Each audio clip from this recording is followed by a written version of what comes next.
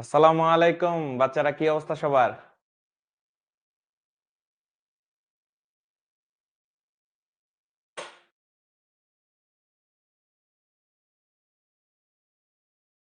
ওয়ালাইকুম আসসালাম। ওয়ালাইকুম আসসালাম। সবার কি অবস্থা?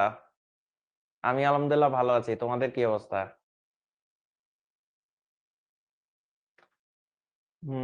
আমি ভালো আছি।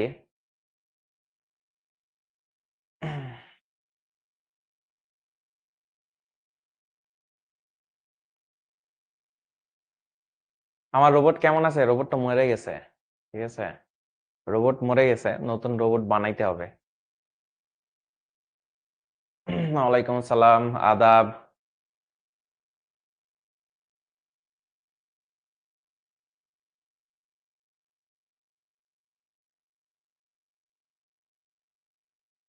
হুম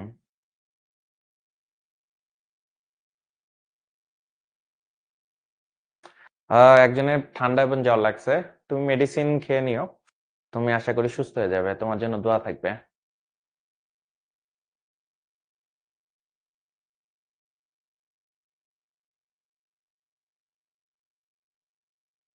আগের ক্লাসটা করলে বেটার হইতো, তবে তুমি রেকর্ডিংটা দেখে নিও।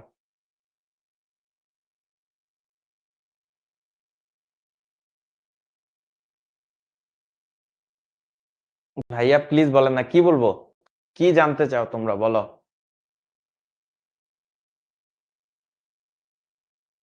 আমি আলহামদুলিল্লাহ ভালো আছি, তোমাদের কি অবস্থা? আবার একজন লিখছে, ভাইয়া আপনাকে মিস করছি 2 দিন।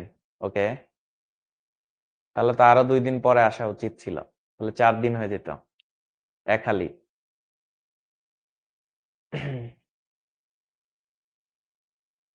আমি আলহামদুলিল্লাহ ভালো আছি, তোমাদের সবার কি অবস্থা?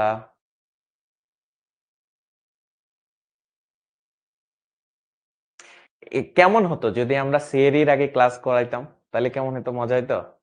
যে মনে করো যে আমরা সেহরির আগে আগে ক্লাস করাইলে তখন কেমন হতো?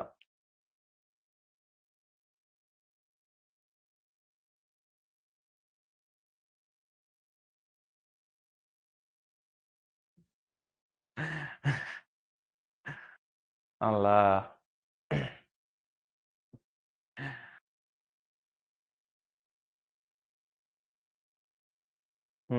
অনেকে কিন্তু জয়েন করে ফেলছো। ঠিক আছে, তো অনেকে জয়েন করছো। ওকে ওকে ওকে ওকে ওকে ওকে। তাহলে মোটামুটি আমাদের কিন্তু আজকে তথ্য যোগাযোগ প্রযুক্তির বিশ্ব বাংলাদেশ প্রেক্ষিত, এটা আসলে পর্ব 2। ঠিক আছে, পর্ব 2 আমরা শুরু করতেছি। ঠিক আছে, গত পর্বে আমরা কিছুটা দেখেছিলাম, এই পর্বে আমরা বাকিটা অংশ দেখব। তো মোটামুটি তোমরা অনেকেই আমার ক্লাস অলরেডি অনেকদিন করে ফেলছো, তো আমার নাম মোটামুটি অনেকেই জানো, মোহাম্মদ রুমান খন্দকার। তো যারা আজকে ফার্স্ট ক্লাস করতে আসো তাদের আবার একটু বলে দিই, আমার নাম মোহাম্মদ রুমান খন্দকার। তোমরা আমাকে রুমান ভাইয়া বলে জানবা, বা ভাইয়া বলে ডাকবা আর কি, রুমান ভাইয়া বা স্যার, যেটা তোমাদের ইচ্ছা।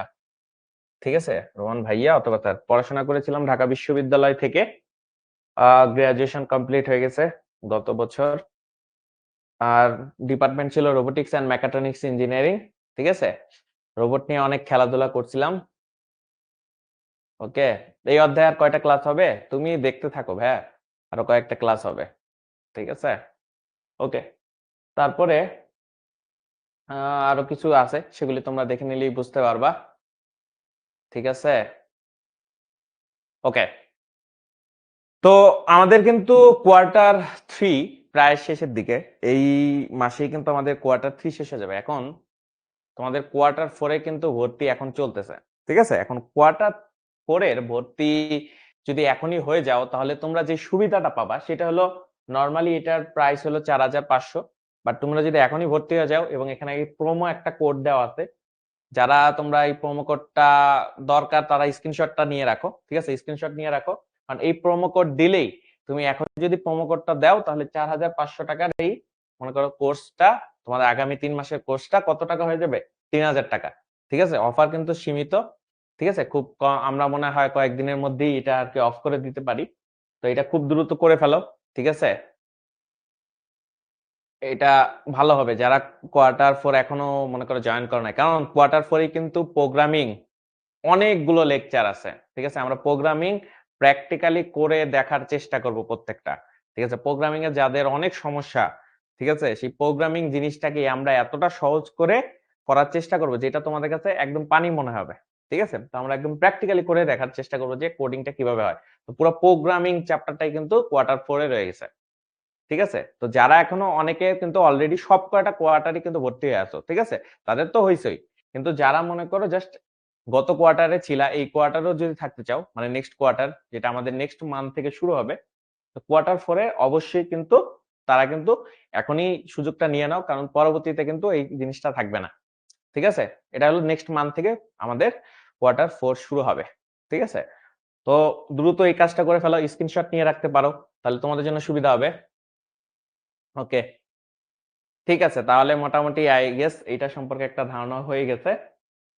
তো প্রতিবারের মতো প্রতি ক্লাসের শুরুতে আমাদের জিমি ভাই তোমাদের একটা প্রশ্ন করে যে আজকে আমরা কি শিখবো।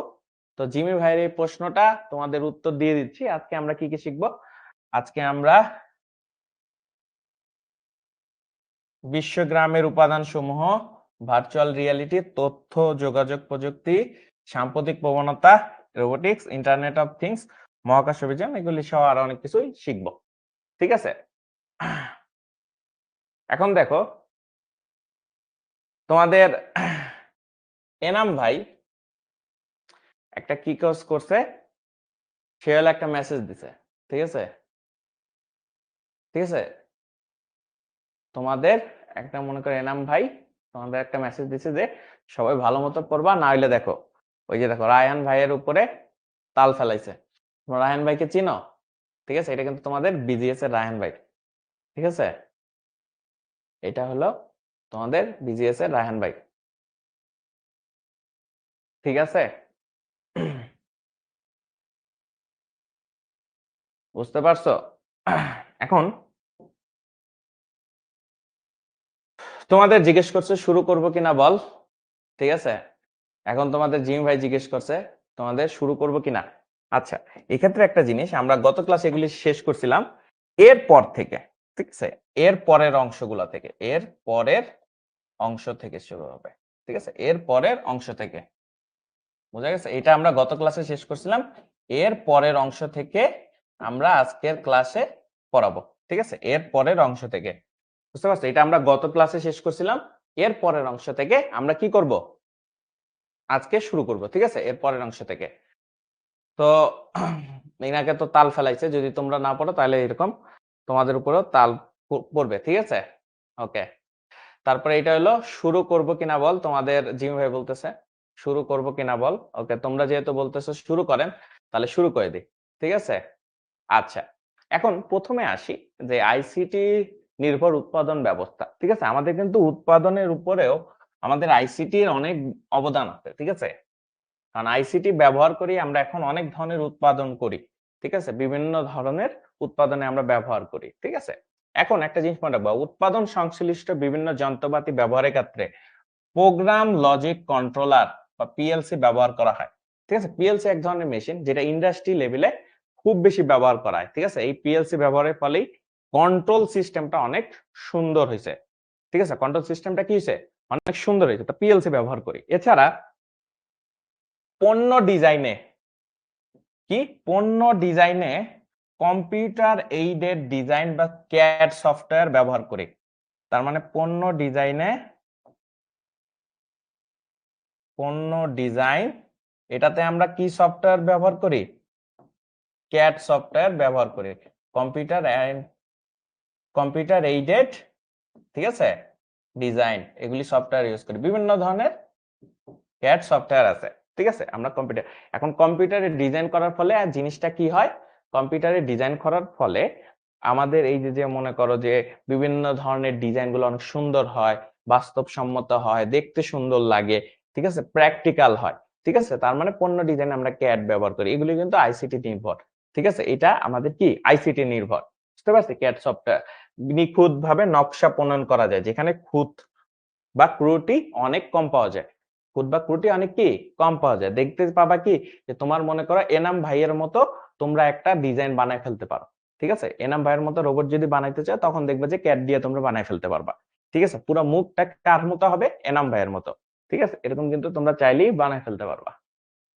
আচ্ছা, এটার উত্তর দাও তো তোমরা।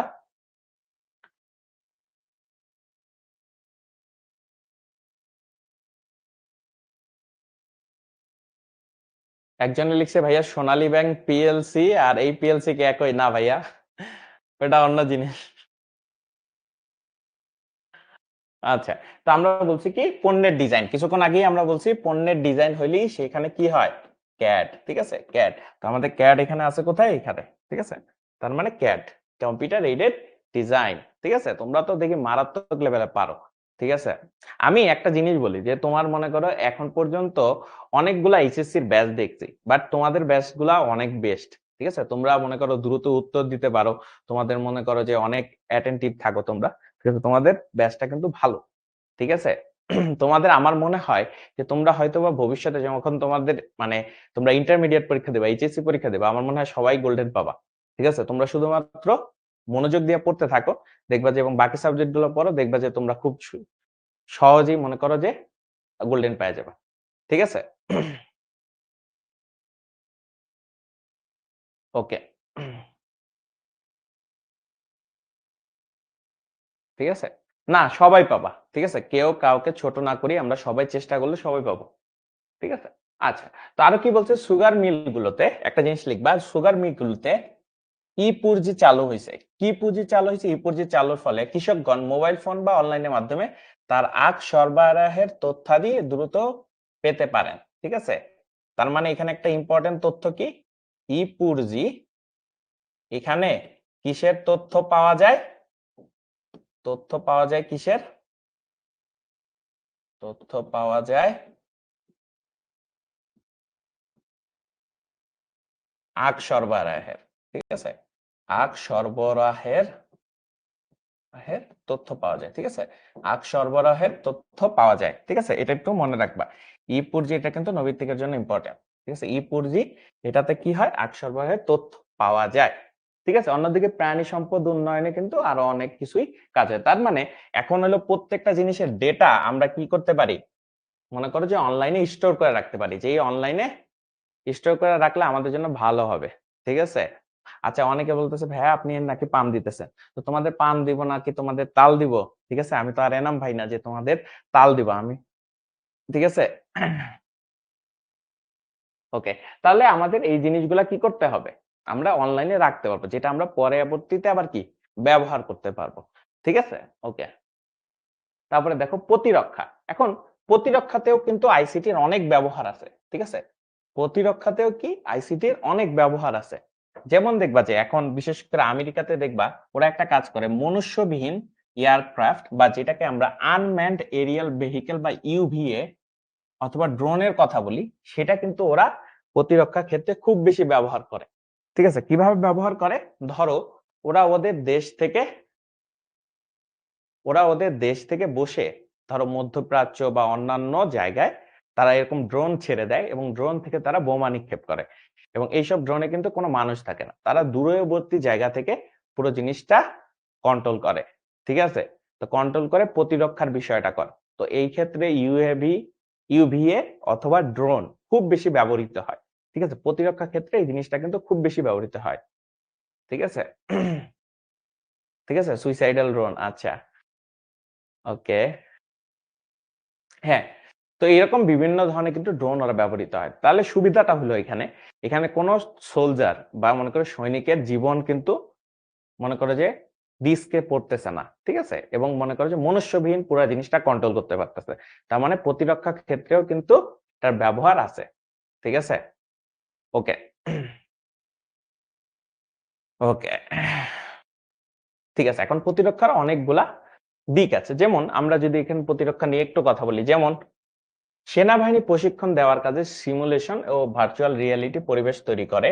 সিমুলেশন এবং ভার্চুয়াল রিয়েলিটি পরিবেশ তৈরি করে ব্যাপকভাবে তথ্য প্রযুক্তি এটি নিরাপদ, অর্থশাস্ত্রে 24 ঘন্টা চালু রাখা সম্ভব। তার মানে আমাদের এই যে আইসিটি, আইসিটি তে আমরা কি কি ব্যবহার করতে পারি, কি কি ব্যবহার করতে পারি? দেখো, আমরা সেনাবাহিনীকে যে ট্রেনিং দিব, সেই ট্রেনিং এর সময় সিমুলেশন করা, ঠিক আছে? সিমুলেশন করা মানে তোমাকে মনে করো যে আমরা ভার্চুয়াল রিয়েলিটি বা কৃত্রিম পরিবেশ তৈরি করি।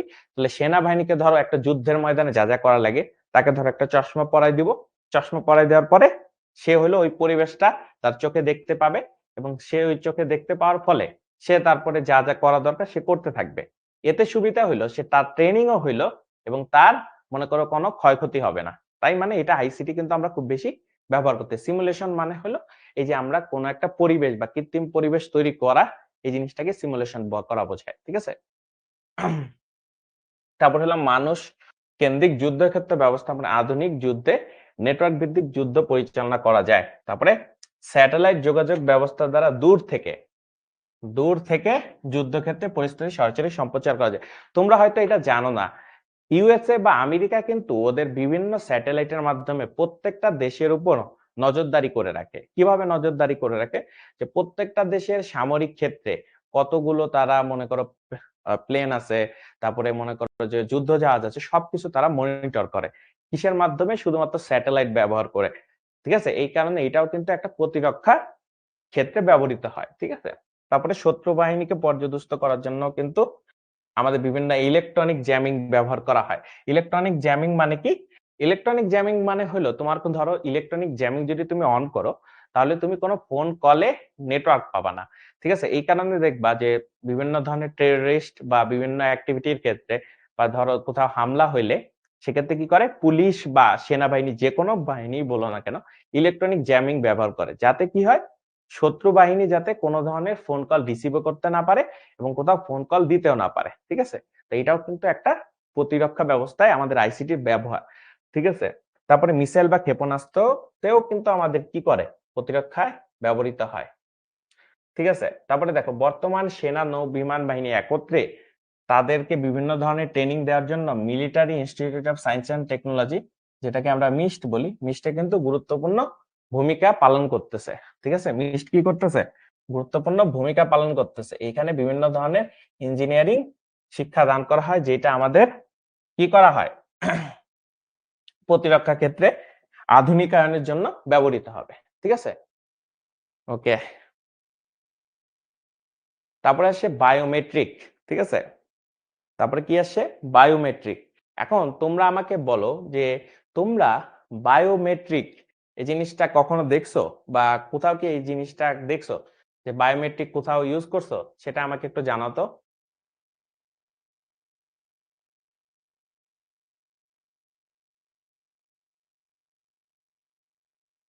কোথায় ইউজ করছো? ওটাকে জ্যামার বলে, জ্যামিং না, ঠিক আছে? নেটওয়ার্ক জ্যামিং কে আসলে জ্যামার বলে একবারে যদি বলি, ঠিক আছে? অনেকে বলছো যে দেখছো, অনেকে বলছো দেখো নাই, ঠিক আছে? সমস্যা নাই। ফিঙ্গারপ্রিন্টও কিন্তু একটা, তো এখানে কিন্তু সংজ্ঞাটা দিছে এরকম যে মানুষের দৈহিক গঠন বা আচরণগত বৈশিষ্ট্যের পরিমাপের ভিত্তিতে কোনো ব্যক্তিকে অদ্বিতীয় ভাবে বা যেটাকে আমরা বলতেছি ইউনিক, ঠিক আছে? যেটাকে আমরা বলতেছি ইউনিক ভাবে, ঠিক আছে? ওই মানুষটা ইউনিক, ঠিক আছে? ইউনিক ভাবে শনাক্ত করার জন্য ব্যবহৃত প্রযুক্তিতে কি বলে? বায়োমেট্রিক বলে। ব্যবহৃত প্রযুক্তিকে কি বলে? বায়োমেট্রিক বলে। বায়োমেট্রিক দুই ভাগে বিভক্ত, ঠিক আছে? বায়োমেট্রিকের প্রকারভেদ কয় রকম? দুই রকম। কি কি? একটা হইলো শারীরবৃত্তীয়, ঠিক আছে? একটা হলো শারীরবৃত্তীয়, আরেকটা হলো আচরণগত, ঠিক আছে? একটা হলো শারীরবৃত্তীয়, আরেকটা হলো আচরণগত। এখন শারীরবৃত্তীয় মানে কি? শারীরবৃত্তীয় মানে আমাদের কিছু মনে করো শারীরিক এমন কিছু মনে করো বৈশিষ্ট্য আছে, যে বৈশিষ্ট্যগুলা তোমার সাথে আমার অনেক চেঞ্জ, ঠিক আছে? কখনো তোমার সাথে আমার মিল হবে না। আবার আচরণগত জিনিসটা হলো যে আমার কিছু এমন আচরণ আছে যেটা তোমার সাথে আমার মিল হবে না। তো এই দুইটার উপর ডিপেন্ড করে যদি আমি বিভিন্ন ধরনের ইউনিকনেস আমি বা কোনো ইউনিক ঘটনা বা ফ্যাক্টর তৈরি করতে পারি, সেটাকে আমরা বায়োমেট্রিক হিসেবে ব্যবহার করতে পারি, ঠিক আছে? এখন ধরো যে আমাদের এটা আসলে ব্যবহারটা কোন জায়গায় আসে, এটার উত্তর দাও তার আগে।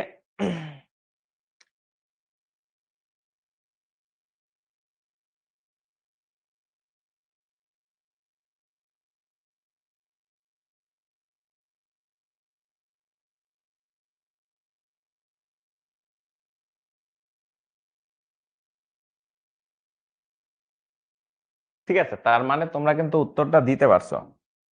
ঠিক আছে, তার মানে এটা কি হবে, বায়োমেট্রিক হবে। ঠিক আছে, বায়োমেট্রিক মানে বৈশিষ্ট্য অনুযায়ী জীবকে শনাক্তকরণের প্রযুক্তি কোনটি, বায়োমেট্রিক। ঠিক আছে, আচ্ছা এখন আমরা বায়োমেট্রিকের যদি মনে করো যে একটু ক্লাসিফিকেশন করি, যেমন আমরা বলছিলাম একটা হলো শারীরবৃত্তীয় আরেকটা কি আচরণগত। ঠিক আছে, একটা হলো শারীরবৃত্তীয় আরেকটা কি আচরণগত। তো আচরণগতর ক্ষেত্রে ফার্স্ট আমাদের যেটা আসছে সেটা হলো হ্যান্ড জিওমেট্রি। ঠিক আছে, হ্যান্ড জিওমেট্রি হলো শারীরবৃত্তীয়, কেন তোমার হাতের গঠন দেখো, তোমার হাতে এরকম অনেকগুলা রেখা আছে। ঠিক আছে, তোমার হাতে কিন্তু এরকম রেখা আছে, তোমার রেখা হাতের যে রেখা সেটা তোমার বন্ধুর হাতের রেখার সাথে কখনো মিলবে, কখনো মিলবে না। তুমি এই জিনিসটা চেক করো, তোমার যদি ভাই বোন থাকে তার হাতের সাথে এখানে যতগুলা রেখা আছে দেখবা যে রেখার প্যাটার্ন কি কখনো মিলবে না। তো হ্যান্ড জিওমেট্রি একটা ওয়ে হইতে পারে শারীরবৃত্তীয় বায়োমেট্রিকের। ঠিক আছে, তেমনি আইরিশ স্ক্যানিং। ঠিক আছে, তোমার চোখের আইরিশ, ঠিক আছে, তোমার চোখের আইরিশ আরেকজনের চোখের আইরিশের সাথে সাধারণত মিলবে না। ঠিক আছে, তাই এটা আইরিশ স্ক্যান যদি আমি করতে পারি তখন আমরা কি করব, এটা একটা স্ক্রিনশট নিতে পারো। ঠিক আছে, এটার একটা স্ক্রিনশট নিলে তোমরা একবারে মনে থাকবে যে কোনটা কোনটার জায়গায় আছে। ঠিক আছে, তার মানে আইরিশ স্ক্যানিং জিনিসটা হলো কি, যে আমাদের চোখের যে আইরিশটা আছে সেটার উপরে ডিপেন্ড করেও কিন্তু আরেকজনের সাথে আমার তুলনা হতে পারে। ঠিক আছে, এটা কিন্তু তুলনা হয়। ঠিক আছে, এরপর আসি ফেস রিকগনিশন। তোমার সাথে আরেকজনের ফেসের সাধারণত মিল থাকে না। ঠিক আছে, সাধারণত মিল থাকে না যদি না তুমি যমজ হও। ঠিক আছে, যমজ হইলে তখন একটা সমস্যা হয়। যদি যমজ হও তখন হয়তোবা ফেস রিকগনিশন ফেল করবে। ঠিক আছে, ফেস রিকগনিশন ফেল করবে কেন, তোমারটাও হয়তোবা সেম হয়ে যাবে। তখন তোমাকে আরো একটা এক্সট্রা ফ্যাক্টর রাখতে হবে, অথবা যেমন হয়তোবা আইরিশ স্ক্যানিংটা রাখতে হবে, অথবা হ্যান্ড জিওমেট্রি এক্সট্রা রাখতে হবে, কারণ ফেস তো তোমার মিলে যেতে পারে, তখন অন্য আরেকটা রাখা উচিত। ঠিক আছে, তো এটা হইতে পারে, তবে এই কেসটা যেহেতু খুবই মনে করো মনে করো যে মানে খুবই কমন না, তো আলটিমেটলি ফেস রিকগনিশন ব্যবহার করা যায়। ঠিক আছে, ফেস রিকগনিশন আরেকটা হলো কি ডিএনএ টেস্ট। ঠিক আছে, তার মানে তুমি ডিএনএ এর মাধ্যমে কিন্তু তোমার সাথে আমার অনেক পার্থক্য পরিলক্ষিত হবে। ঠিক আছে, এই জিনিসটা আমাদের মাথায় রাখতে হবে। ঠিক আছে, তারপর হলো কি স্ট্রোক। এইটা হলো কিসের উপর, আচরণগত। কি স্ট্রোক কি, কি হলো তোমার যে কিবোর্ড আছে, ঠিক আছে, কিবোর্ডে তুমি কি টাইপ করো, তোমার স্পিড কেমন, তোমার প্যাটার্ন কেমন, এইসবের উপর ডিপেন্ড করেও কিন্তু মনে করো যে বায়োমেট্রিক পদ্ধতিটা পরিলক্ষিত হয়। তাই মানে কি স্ট্রোকেও কিন্তু কি হয়, আমাদের মানে পার্থক্য পরিলক্ষিত হয়, যেটা আমাদের বায়োমেট্রিকের জন্য ব্যবহৃত হতে পারে। তারপরে আছে কি সিগনেচার ভেরিফিকেশন। এক একজনের সিগনেচার করার স্টাইল এক এক রকম। ঠিক আছে, তো যারা সিগনেচার এই রিকগনিশন বা ভেরিফিকেশন এক্সপার্ট তারা হলো, তুমি সিগনেচার দিবা এবং আরেকজন তোমার সেম সিগনেচার দিবে, দেখবা যে পার্থক্য করে ফেলবে, কারণ এক একজনের সিগনেচার দেওয়ার স্টাইল এক এক রকম। তো সিগনেচার দিয়েও ভেরিফিকেশন করা সম্ভব। তারপরে কি আছে, ভয়েস রিকগনিশন। ঠিক আছে, ভয়েস রিকগনিশন, ঠিক আছে, ভয়েস রিকগনিশন তার মানে এক একজনের ভয়েস বা আওয়াজ এক এক রকম, কারো পিচ বেশি কারো পিচ কম, এটার উপর ডিপেন্ড করেও কিন্তু আমাদের কি হয়, বায়োমেট্রিক ভাবে আমরা ইউজ করতে পারি। ঠিক আছে, এই কয়টা আমরা জিনিসগুলো কিন্তু ইউজ করতে পারি। ঠিক আছে, ঠিক আছে, তাহলে কি তোমরা এই জিনিসটা বুঝতে পারছো বায়োমেট্রিক আমরা কিভাবে কি করতেছি।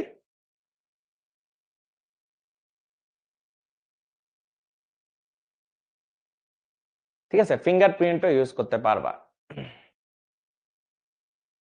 ঠিক আছে, এখানে কয়েকটা দিছে আর কি। হ্যান্ড জিওমেট্রি মানে কি অলরেডি বলছে। ঠিক আছে, ওকে, তারপরে এটার উত্তর দাও তো।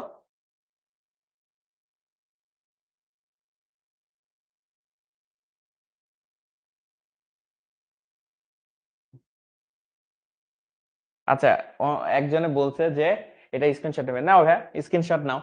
এটা একটা মনে করো যে স্ক্রিনশট নিয়ে রাখতে পারো, একবারে যদি স্ক্রিনশট নাও তাহলে তোমার জন্য ইজি হবে। ঠিক আছে, স্ক্রিনশট নিয়ে রাখতে পারো। ঠিক আছে, এটা স্ক্রিনশট নিলে মাথার মধ্যে থাকবে, কারণ এখান থেকে নৈবিত্তিক আসে। ঠিক আছে, এটাই একটা স্ক্রিনশট নিয়ে রাখতে পারো।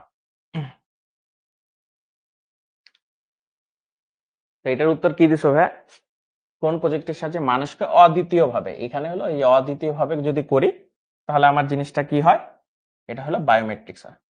ঠিক আছে, এটা হলো কি বায়োমেট্রিক্স হয়।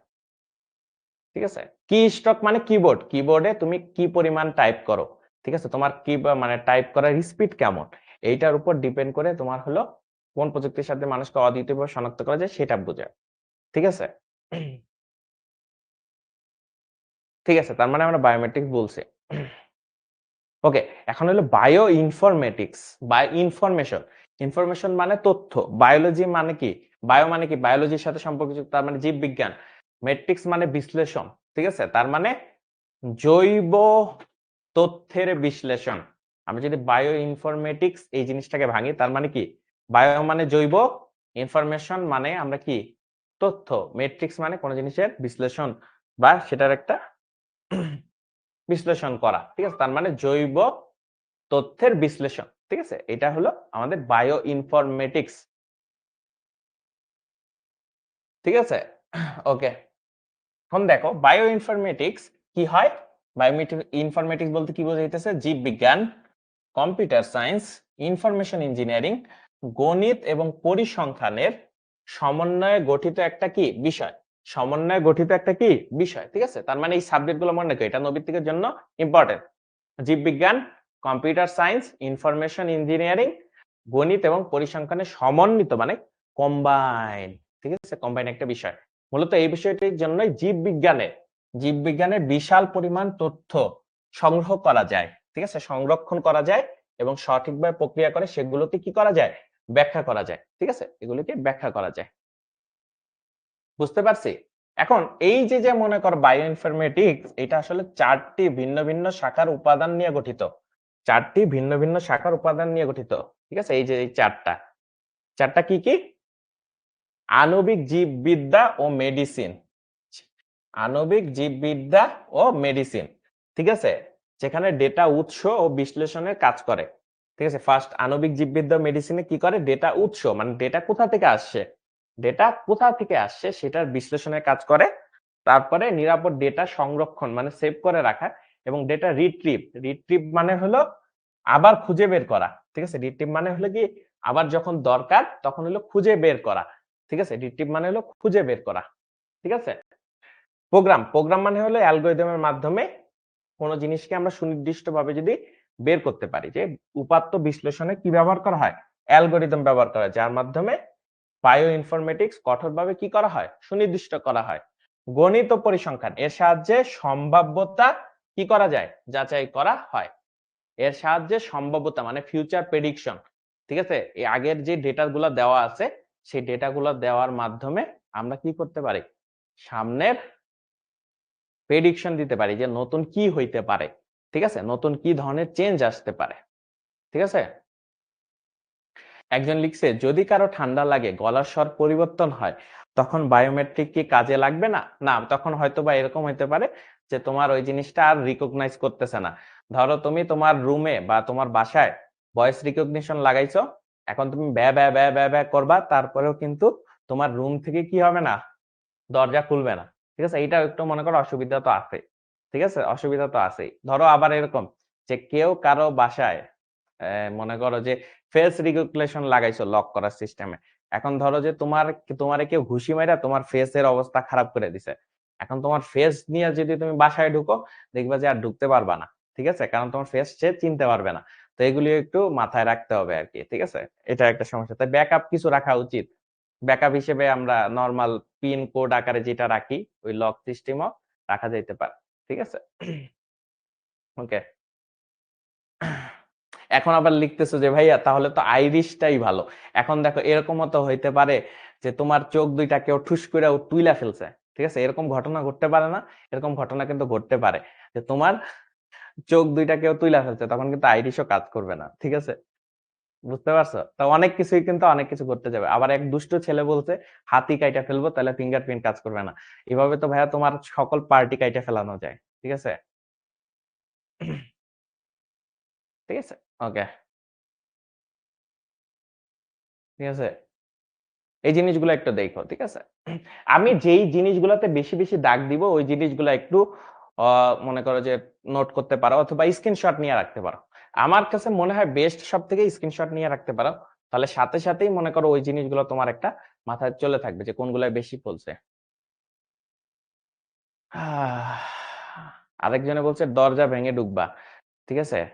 যার মাথায় বুদ্ধি আসছে যে যে সে দরজা ভেঙে ঢুকবে, তার আবার একটু সমস্যা আছে। সে দেখবা যে বড় হয়ে আবার মানে একটু চুরি এইসব কিছু করে কিনা সেটা নিয়ে আমার আসলে সন্দেহ হচ্ছে। একজন বলতেছে দরজা ভেঙে ঢুকবে। সে তো আসলে খুবই মানে ভয়ঙ্কর তথ্য দিয়ে দিল। সে নাকি দরজা ভেঙে ঢুকবে। এর তো স্বভাব ভালো না। ঠিক আছে? এই স্বভাব তো ভালো না।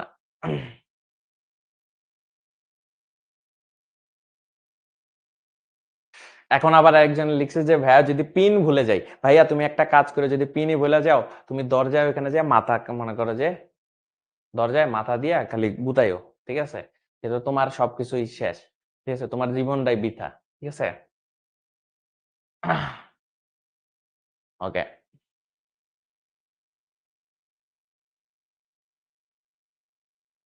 আচ্ছা, অনেকে লিখতেছে সিআইডি অভিজিৎ। ঠিক আছে? আরে ও সিআইডি অভিজিৎ না, ও হইলো গরিবের সিআইডি অভিজিৎ। ঠিক আছে? ও হইলো গরিবের সিআইডি অভিজিৎ। ঠিক আছে? এটার উত্তর দাও।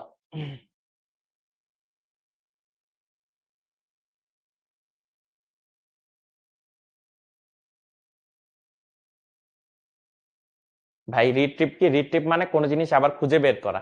ঠিক আছে? এটাই রিট্রিপ।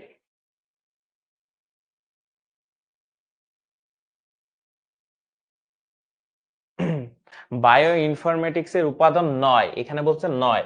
এবং কোনটা নয়? এটা হলো রসায়ন না। ঠিক আছে? রসায়ন বায়ো ইনফরমেটিক্স এর কিছু না। ঠিক আছে? আর বাকি সবগুলাই কিন্তু বায়ো ইনফরমেটিক্স এর উপাদান। ঠিক আছে? আমাদের হলো এ নাম্বারটা। বুঝতে পারছো? তারপরে বলছে বায়ো ইনফরমেটিক্স এর ব্যবহার, এইটা অনেক ইম্পর্টেন্ট। ঠিক আছে? এটা নৈবিত্তিকের জন্য ইম্পর্টেন্ট। ঠিক আছে? এইটা বহুপদী। ঠিক আছে? বহুপদী এমসিকিউ এর জন্য ইম্পর্টেন্ট এই প্যারাটুকু। ঠিক আছে? এটা বহুপদী জন্য ইম্পর্টেন্ট, এটা একটু পড়ে রাখে। বায়ো ইনফরমেটিক্স এর ব্যবহার কোথায় কোথায়? মলিকুলার মেডিসিন, জিন থেরাপি, ওষুধ তৈরিতে, বর্জ্য পরিষ্কারকরণ, জলবায়ু পরিবর্তন গবেষণায়, তারপরে বিকল্প শক্তির উৎস সন্ধানে, মানে বিভিন্ন ধরনের জ্বালানি উৎস সন্ধানে, জীবাণু অস্ত্র তৈরিতে, ডিএনএ ম্যাপিং, অ্যানালাইসিস, জিন ফাইন্ডিং, প্রোটিনের মিথস্ক্রিয়া পর্যবেক্ষণে বায়ো ইনফরমেটিক্স ব্যবহৃত হয়। এখানে প্রত্যেকটা ইনফরমেশন যদি মনে রাখতে পারো তাহলে একটু বেটার হয়। ঠিক আছে? এমন ভাবে পড়বা যাতে মাথায় থাকে, নৈবিত্তিক আসলে যাতে বুঝতে পারো বহুপদী এমসিকিউ গুলা। ঠিক আছে? এই তথ্যটা ইম্পর্টেন্ট। ঠিক আছে? বুঝতে পারছো?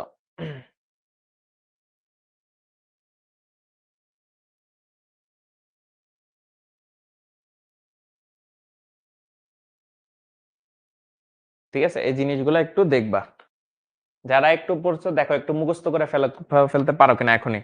ঠিক আছে? পরে আমার এইটা নিয়ে একটা আমরা এমসিকিউ দিব। ঠিক আছে? দেখো এটা মুখস্থ করতে পারতেছো কিনা। সবাই দেখো।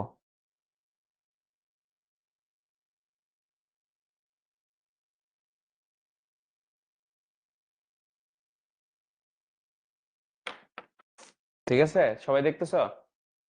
আচ্ছা, অনেকে জিজ্ঞেস করতেছে ভাইয়া মলিকুলার মেডিসিন কি, তাই না? মলিকুলার মেডিসিন জিনিসটা হলো ভাইয়া তোমাদের প্রত্যেকটা মানুষের জিন, আণবিক গঠন, প্রত্যেকটা মানুষের আণবিক এবং জিনগত গঠনকে বিশ্লেষণ করে যেই মেডিসিন গুলা দেওয়া হয় সেটাকে মলিকুলার মেডিসিন বলা হয়। ঠিক আছে? তার মানে তোমার আসলে ডিএনএ, তারপরে তোমার অণু, মনে করো যে আণবিক গঠন, এই সকল উপর ডিপেন্ড করে তোমাকে যে মেডিসিন গুলো দেওয়া হবে সেটাকে মলিকুলার মেডিসিন বলা হয়। এই চিকিৎসাতে নর্মালি তোমার জেনেটিক্যাল বিষয়গুলাকে উত্থাপন করা হয় বেশি। ঠিক আছে? ওকে, এটার উত্তর দাও। জিন ফাইন্ডিং গবেষণায় কি ব্যবহৃত হয়? জিন থেরাপি কি ভাইয়া? জিন থেরাপি বলতে জিন থেরাপি, আচ্ছা বলতেছি, দাঁড়াও এটার উত্তর দাও তারপরে আমি জিন থেরাপি বলতেছি। ঠিক আছে? Gene therapy.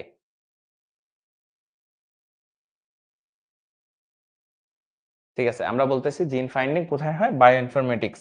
ঠিক আছে? বায়ো ইনফরমেটিক্স ব্যবহৃত হয়। এখন তোমরা বলতেছো জিন মানে থেরাপি। জিন থেরাপি কি? জিনকে পিটানো। ঠিক আছে? জিনকে পিটানো, এটারে জিন থেরাপি বলে। ঠিক আছে? জিনকে যদি তুমি পিটাইতে পারো তাহলে সেটারে জিন থেরাপি বলে। ঠিক আছে?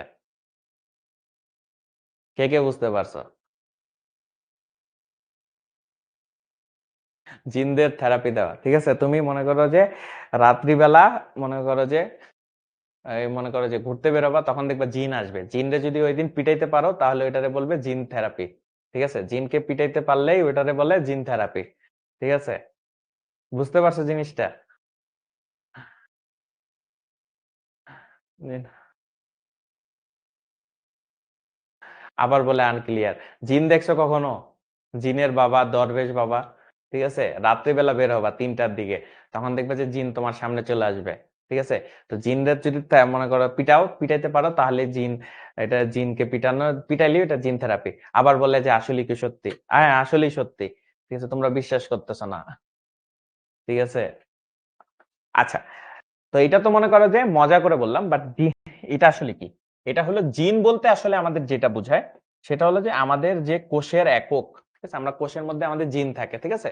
জিন বা জিনোম থাকে, ঠিক আছে? জিন বা জিনোম থাকে আমাদের কোষের মধ্যে, কি থাকে? জিন বা জিনোম থাকে। সেখানে মনে করো ডিএনএ এইসব জিনিসগুলো থাকে, তাই না? তো এখন কোনো কারণে তোমার ডিএনএ বা মনে করো তোমার জিনে যদি একটু সমস্যা হয়, অনেক কারণে দেখা যায় যে মনে করো আশেপাশে পরিবেশ দূষণ বা অনেক কারণে তোমার জিনে সমস্যা হইতে পারে। আরে ভাই ওই জিনের বাদশা না, ঠিক আছে? তোমার যে কোষের মধ্যে যে জিনগুলা থাকে সে জিনে তোমার মনে করো যে সমস্যা হইতে পারে, তখন এই জিনের এই সমস্যাগুলাকে ফাইন্ড আউট করা এবং এই জিনিসটাকে থেরাপি দেওয়া। তার মানে জিনের ওই সমস্যাগুলাকে যদি আমি কোনো মেডিসিনের মাধ্যমে ঠিক করতে পারি বা কম মনে করো যে কোনো টেকনোলজির মাধ্যমে ঠিক করতে পারি, এই জিনিসগুলাকে বুঝাইতেছে। ঠিক আছে? বুঝতে পারছো জিনিসটা? তার মানে এটা আসলে জিনের বাদশা না। ঠিক আছে?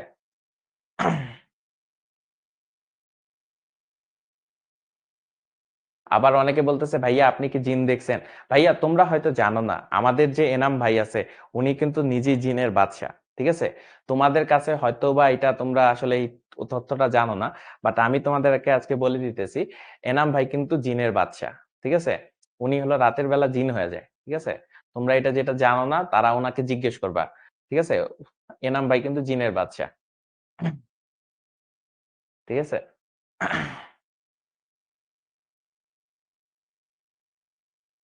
ঠিক আছে?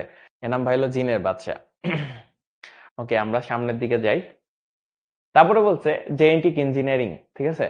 জেনেটিক ইঞ্জিনিয়ারিং, ঠিক আছে? এখন জেনেটিক ইঞ্জিনিয়ারিং মানে কি? তার মানে জেনেটিক্যালি কোন জিনিসকে চেঞ্জ চেঞ্জ করা বা জেনেটিক্যালি কোন জিনিসের সমস্যা করা। ঠিক আছে? হ্যাঁ তোমরা ঠিক ধরছো, জিনের বাদশা তাল ফালায়। ঠিক আছে? উনি হলে এই কারণে দেখো মনে করো একটা মানুষের কাছে এত তাল কোথা থেকে আসে? উনি হলো জাদু করে তো মনে করো যে তাল নিয়ে আসে। ঠিক আছে? তাল নিয়ে সবার হলো মনে করো যে পিঠে ফেলায়, মাথায় ফেলায়। ঠিক আছে?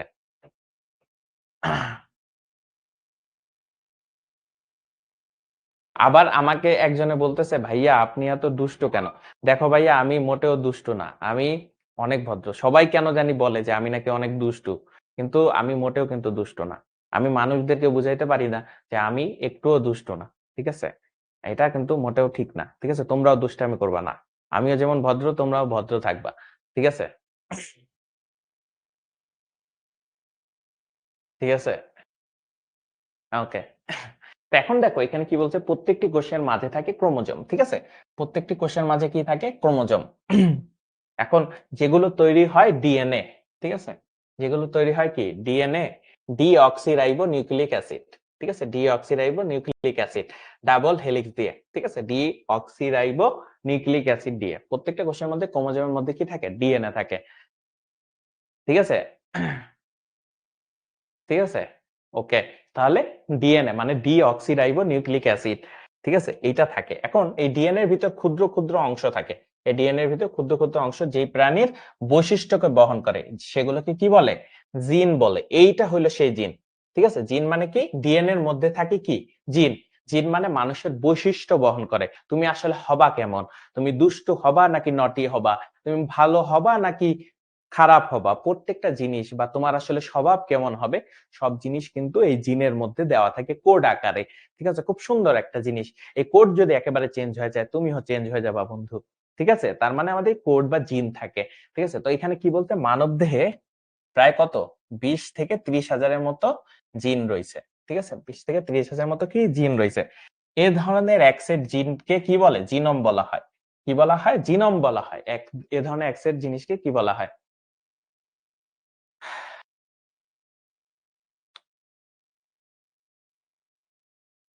ঠিক আছে? এ ধরনের এক সেটকে আমরা কি বলি? জিনোম বলে। বুঝতে পারছো? ঠিক আছে নাকি? আবার বলে আমি নাকি মুচকি, মুচকি হাসি, আমি তাই দুষ্টু। মোটেও না। ঠিক আছে? ওকে। দেখো। তো এখন জিনিসটা দেখো। জিনোম হলো জীবের বৈশিষ্ট্যের নকশা বা বিন্যাস। জিনোম হলো জীবের নকশা বা বিন্যাস। জিনোম হলো জীবের বৈশিষ্ট্যের নকশা বা বিন্যাস। ঠিক আছে? তার মানে এটা মনে রাখবা, জিনোম হলো জীবের বৈশিষ্ট্যের নকশা বা কি? বিন্যাস। ঠিক আছে? এখন জিনোম সিকোয়েন্স দিয়ে বোঝায় কোষের সম্পূর্ণ ডিএনএ বিন্যাসের ক্রম। ঠিক আছে? দিয়ে বোঝায় কোষের সম্পূর্ণ ডিএনএ বিন্যাসের ক্রম। জিনোম যত দীর্ঘ হবে, ঠিক আছে, জিনোম যত কি হবে? দীর্ঘ হবে, তার ধারণ করা তথ্য বেশি হবে। তার মানে তোমার জিনোমটা যত বেশি হবে, তোমার মধ্যে অত তথ্য এখানে থাকবে। ঠিক আছে? বুঝতে পারছো? এই জিনিসটা আমাদের মাথায় মনে রাখা লাগবে যে জিনোমটা যত বেশি হবে সেখানে তথ্য বেশি থাকবে, কোড বেশি থাকবে। ঠিক আছে? ঠিক আছে? বুঝতে পারছো? তার মানে জিনোমের মধ্যেই সকল বৈশিষ্ট্য থাকে। ঠিক আছে? যেমন আমি ধরো একটা ভদ্র ছেলে, তাহলে ভদ্র ছেলে হওয়ার মধ্যে কি আমার জিনোমের মধ্যে সব ভদ্র জিনিস দেওয়া। ঠিক আছে? তুমি দেখো দুষ্টু মনে করো দুষ্টু ছেলে মেয়ে তোমরা, তাহলে তোমাদের ওইখানে কি আছে? মনে করো যে দুষ্টু দুষ্টু কোড দেওয়া ছিল, তাই তোমার জিনোমটা কি হয়ে গেছে? দুষ্ট হয়ে গেছে। বুঝতে পারছো? সিকোয়েন্স মানে প্যাটার্ন। ঠিক আছে? ওকে। ওকে। ঠিক আছে?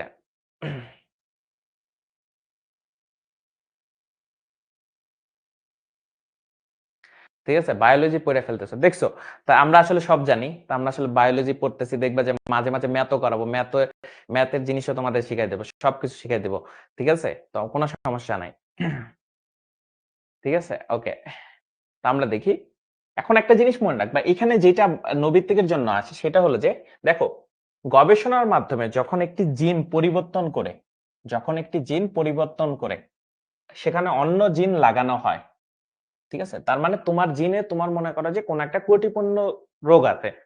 মনে করো তোমার এমন একটা জিন আছে যেই জিনের কারণে তোমার ডায়াবেটিস, ধরো ডায়াবেটিস না, অন্য কোনো রোগ আছে, টিউমারের রোগ হইতে পারে, অন্য কোনো রোগ আছে। এখন এই রোগটা যদি থাকে, তাহলে তোমার জীবনের জন্য অনেক কি কষ্ট না? তাই আমরা বা মনে করো গবেষকরা তখন কি করলো, আচ্ছা ওই জিনটাকে আমরা নষ্ট করে নতুন একটা ভালো জিন লাগাই দিই। তখন ভালো জিন যখন লাগাই দিবা, তখন এই জিনিসটাকে যেটা বলা হয় সেটাকে বলা হয় রিকম বিনেট রিকম্বিনেট ডিএনএ বা আর ডিএনএ। এটা মনে রাখবা, রিকম্বিনেট ডিএনএ বা আর ডিএনএ। আর ডিএনএ, রিকম্বিনেট ডিএনএ বা আর ডিএনএ। ঠিক আছে?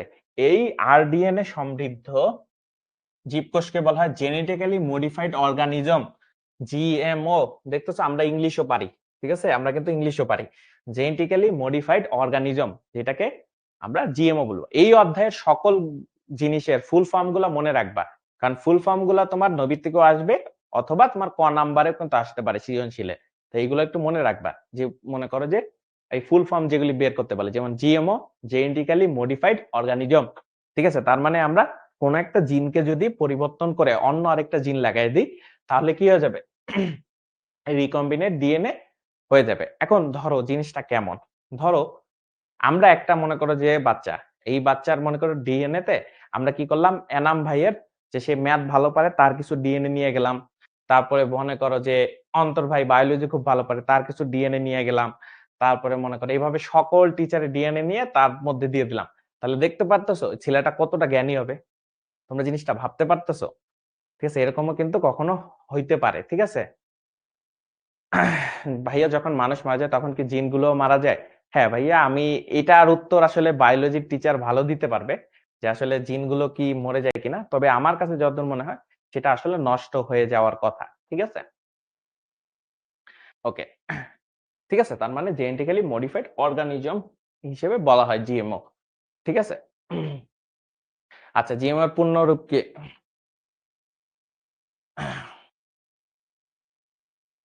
এটা কি পসিবল? এটা পসিবল হইতে পারে ভাইয়া। ঠিক আছে, বাট এটা ফিউচারে হবে। ঠিক আছে, এখনো জিনিসটা ওইভাবে তৈরি হয় নাই। ঠিক আছে?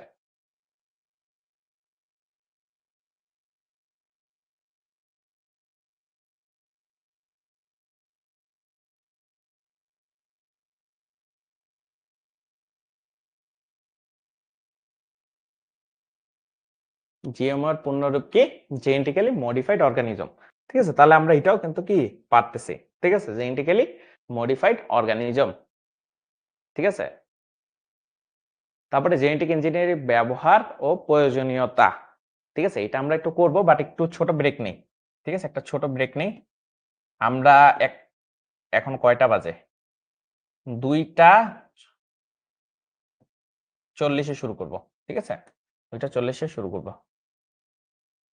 একটা ছোট ব্রেক। তোমরা একটা কাজ করো, তোমরা একটু মনে করো যে মুখে পানি দিয়ে আসো, একটু ফ্রেশ হয়ে আসো, যাতে আমরা বাকিটুকু একদম সুন্দরভাবে কি করতে পারি, শেষ করতে পারি। ঠিক আছে, তোমরা একটু দ্রুত যে মুখে পানি দাও, আমরা আবার এগুলি একটানা শেষ করে ফেলবো। ঠিক আছে।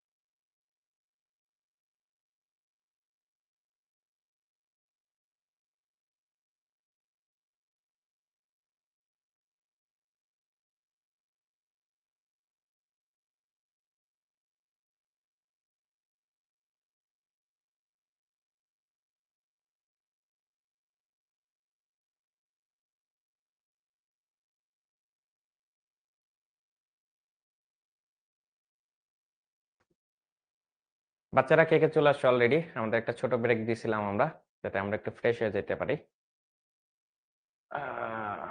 ঠিক আছে?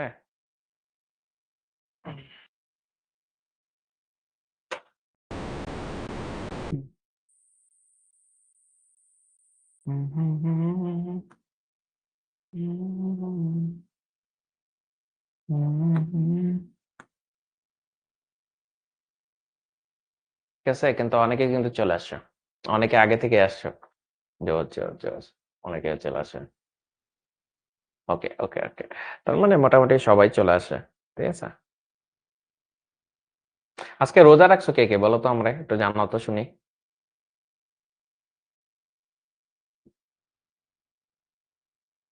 কে কে আস কে কে রোজা রাখছো জানো তো।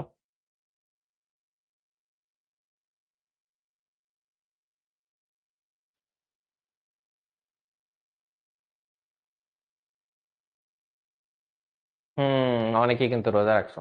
ঠিক আছে, অনেকে, যাক মাশাআল্লাহ, অনেকে তোমরা রাখছো কিন্তু। হুম, অনেকে রোজা আছো। হুম,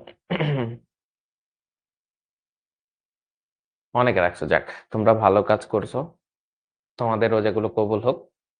ঠিক আছে, অনেকে। হুম, আচ্ছা আমরা তাহলে আস্তে ধীরে শুরু করে দিই। ঠিক আছে, মোটামুটি অনেকেই চলে আসছো।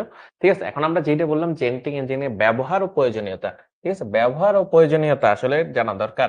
যেমন বর্তমানে জেনেটিক ইঞ্জিনিয়ারিং প্রয়োগ করে বহু গুণে খাদ্যশস্য উৎপাদন সম্ভব হচ্ছে। তার মানে খাদ্যশস্য উৎপাদন কি হয়েছে, বাড়ানো গেছে। যেমন ধরো আমাদের যারা মনে করো জেনেটিক ইঞ্জিনিয়ারিং পড়ে বা আমাদের কৃষিবিদ যারা আছে, তারা দেখা যাইতেছে আমাদের এমন ধরনের কিছু ধান মনে করো বের করছে, মনে করো ধানের ভ্যারিয়েশন বার করছে, যেটা দিয়ে আসলে অনেক অনেক কি হয় সেটা হলো যে আমাদের ধানগুলো বেশি উৎপাদন হয়। ঠিক আছে, হাইব্রিড নামে বহুল পরিচিত, তোমরা হয়তো অনেক নাম শুনছো হাইব্রিড। ঠিক আছে, হাইব্রিড নামে বহুল পরিচিত, এগুলি জেনেটিক ইঞ্জিনিয়ারিং এর ব্যবহারের ফলেই হয়েছে। ঠিক আছে, ওকে, তারপরে কি আছে, কৌশলগত পরিবর্তিত ইকোলি ব্যাকটেরিয়া এবং ইস্ট হতে মানবদেহে ইনসুলিনই তৈরি করে ফেলছে। দেখছো কত একটা মজার জিনিস। ঠিক আছে, ইকোলি ব্যাকটেরিয়া এবং ইস্ট হতে মানবদেহের যে ইনসুলিনটা লাগে, যাদের ডায়াবেটিস রোগী, ঠিক আছে, সেই ডায়াবেটিস রোগীদেরকে ইনসুলিন দিতে হয়, সেটা কিন্তু এগুলি থেকে ব্যবহৃত হয়। ঠিক আছে, এছাড়া আরো কি কি করা যায়, হরমোন বৃদ্ধি, তারপরে মনে করো যে বামনত্ব, ভাইরাস জনিত রোগ, ক্যান্সার, এইডস ইত্যাদি চিকিৎসা জিন প্রযুক্তির ব্যবহার ক্রমাগত বৃদ্ধি পাচ্ছে। কিছু কিছু জায়গায় হলো রেজাল্ট পাচ্ছে, কিছু কিছু জায়গায় রেজাল্ট পাচ্ছে না, আবার গবেষণা চলতেছে। ঠিক আছে, ওকে, বাংলাদেশ ধান গবেষণা ইনস্টিটিউট, পাট গবেষণা ইনস্টিটিউট, আখ গবেষণা ইনস্টিটিউট ইত্যাদি বেশ কিছু সংস্থা উচ্চ ফলনশীল জাতে শস্য বীজ কি করছে, উৎপাদন করছে। ঠিক আছে, এই জিনিসগুলো একটু মনে রাখবা, নামগুলা। ঠিক আছে, নামগুলো একটু মনে রাখবা। ওকে, এটা উত্তর দাও তো।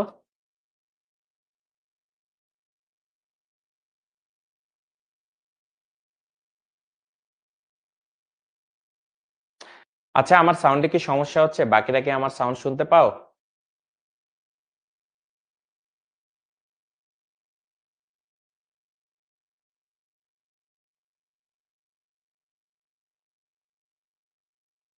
আচ্ছা, বাকিরা মনে হয় সাউন্ড ঠিক মতোই শুনতে পাচ্ছে, তোমার হয়তো বা নেটে একটু সমস্যা হচ্ছে। ঠিক আছে, ওকে, তার মানে এটা হলো কি জেনেটিক ইঞ্জিনিয়ারিং। ঠিক আছে, আমরা বুঝতে পারছি, এটা কেন মনে রাখবা। ঠিক আছে, উচ্চ ফলনশীল শস্য উৎপাদনে আমাদের জেনেটিক ইঞ্জিনিয়ারিং ব্যবহৃত, এটা কিন্তু মনে করো যে আমাদের সৃজনশীল প্রশ্নেও আসে। ঠিক আছে, সৃজনশীল প্রশ্নে যদি তোমার বলে এমন একটা প্রযুক্তি ব্যবহার করছি, যে প্রযুক্তি ব্যবহার করে উচ্চ ফলনশীল শস্য উৎপাদন করা গেছে, উচ্চ ফলনশীল শস্য কি করা গেছে, উৎপাদন করা গেছে। ঠিক আছে, তখনও কিন্তু কি করা যায়, আমাদের এই ধরনের প্রযুক্তি বা জেনেটিক ইঞ্জিনিয়ারিং কি করা যায়, ব্যবহার করা যায়। ঠিক আছে, তা আচ্ছা, এরপরে কি আছে দেখো, জেনেটিক ইঞ্জিনিয়ারিং ব্যবহার ও প্রয়োজনীয়। ঠিক আছে, কি বলছে যে স্বাধীনতার পরই আমাদের দেশে ধান গবেষণা ইনস্টিটিউট কি করছে, ধান গবেষণা ইনস্টিটিউট কি করছে, উচ্চ ফলনশীল ব্রি জাতের বহু মনে করো যে ভ্যারিয়েশন বা ধান উৎপাদন করছে, যে এটা মনে করো যে শুধুমাত্র স্বাধীনতার পরপরই ধান গবেষণা ইনস্টিটিউট, এগুলির ফলে কি হয়েছে, ধানের ফলন বাড়ছে, যে ধানের ফলনের ফলে আমাদের মতো মনে করো গরিব রাষ্ট্রের কিন্তু সুবিধা হয়েছে। ঠিক আছে, তারপরে আরেক ধরনের কি হয়েছে, সেটা হলো যে এই ইনস্টিটিউট উৎপাদিত পার্পল কালারের, ঠিক আছে, তোমাদের মনে করো যে পার্পল কালারের উপসি ধান, উপসি ধান, এই উপসি ধানের কিন্তু কালার কি পার্পল, ঠিক আছে, উপসি ধান দেশ বিদেশে কি গেছে ব্যাপক সাড়া ফেলতেছে, ঠিক আছে। তার মানে ধান গবেষণা ইনস্টিটিউট পার্পল কালারের, তোমরা নরমাল যে কালারে ভাত খাও অনেকটা সাদা কালার হয় না, সাদা কালার ভাত, ওরা কিন্তু পার্পল কালার বা বেগুনি রঙের উপসি ধানও কিন্তু এখন বাজারজাতকরণ হইতেছে। তোমরা এখনো যারা খাও নাই তারা কিন্তু এটা ট্রাই করে দেখতে পারো, ঠিক আছে। উপসি ধান দেশ বিদেশে ব্যাপক সাড়া ফেলতেছে, ঠিক আছে। তারপরে যেই তথ্যটা সব থেকে বেশি ইম্পর্টেন্ট সেটা হলো এইটা, এই লাইনটা মনে রাখতে হবে। সম্প্রতি বাংলাদেশের একজন বিজ্ঞানী, তিনি কি করছে, নাম কি, জনাব, এটা মনে রাখবা, জনাব মাকসুদুল আলম, ঠিক আছে, জনাব মাকসুদুল আলম একটা কাজ করে ফেলছে, কি করছে, তিনি পাটের জিনোম, ঠিক আছে, পাটের জিনোম সিকোয়েন্স আবিষ্কার করছেন, ঠিক আছে, পাটের জিনোম সিকোয়েন্স আবিষ্কার করছেন, ঠিক আছে, মানে পাটের মধ্যে কি ধরনের, ঠিক আছে, পাটের মধ্যে কি ধরনের জিনের পরিবর্তন হয় সেটা কিন্তু মনে করো যে এখানে দেওয়া আছে, ঠিক আছে। ওকে, বুঝতে পারছো, এটা কিন্তু মাথায় রাখতে হবে, ঠিক আছে। ওকে, ওকে, তাহলে আমরা সামনে যাই, এটার উত্তর দাও তো দেখি। একজন জিজ্ঞেস করছে আপনি খেয়েছেন, না ভাই আমি এখনো খাই নাই, তবে আমার খাওয়ার ইচ্ছা আছে, উফসি ধান, ঠিক আছে।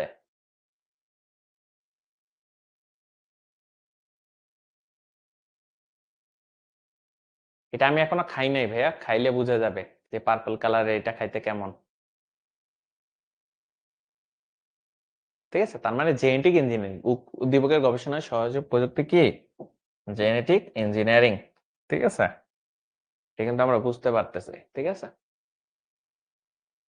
ওকে, ন্যানো টেকনোলজি, ঠিক আছে, ন্যানো টেকনোলজি, ন্যানো মানে বুঝাইতেছে ছোট জিনিস বুঝাইতেছে। তার মানে এখানে একটা জিনিস দেখো, বলছে 10⁻⁹ মিটারকে ন্যানোমিটার বলে এবং বিজ্ঞান ও প্রযুক্তি ব্যবহার করে 1 থেকে 100 ন্যানোমিটার আকৃতির কোনো কিছু তৈরি করা এবং ব্যবহার করাকে কি বলে, ন্যানো টেকনোলজি বলে, ঠিক আছে। এইটার জন্য যে ইম্পর্টেন্ট জিনিসটা তোমাদের মাথায় রাখতে হবে সেটা হলো 1 মিটার,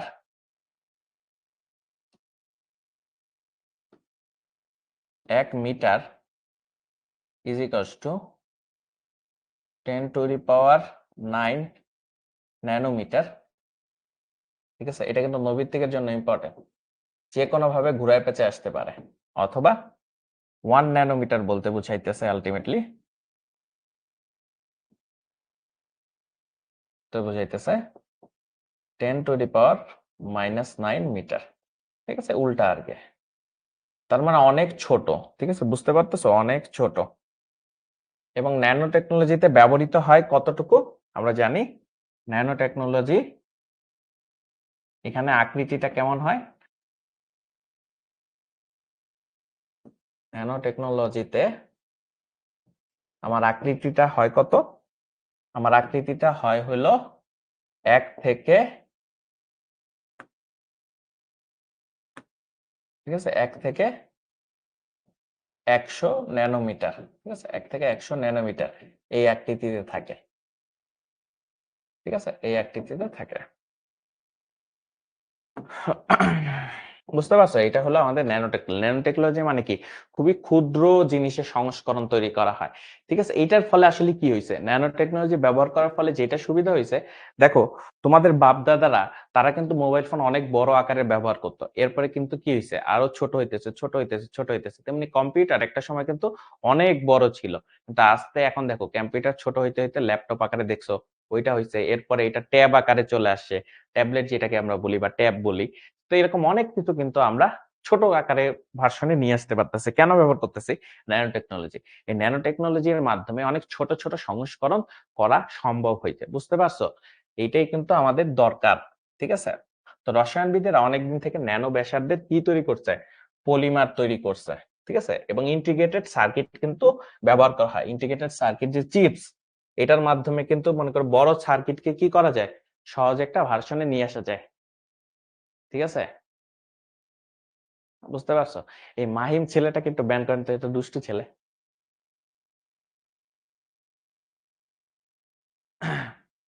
আচ্ছা, তো আমাদের হলো কি এখানে বলছে কি যে আমাদের আগামীর বিশ্ব কি ন্যানো টেকনোলজি বিশ্ব। তার মানে আগামীর বিশ্বে আমরা সকল জিনিসে ন্যানো রোবট ব্যবহার করতে পারবো।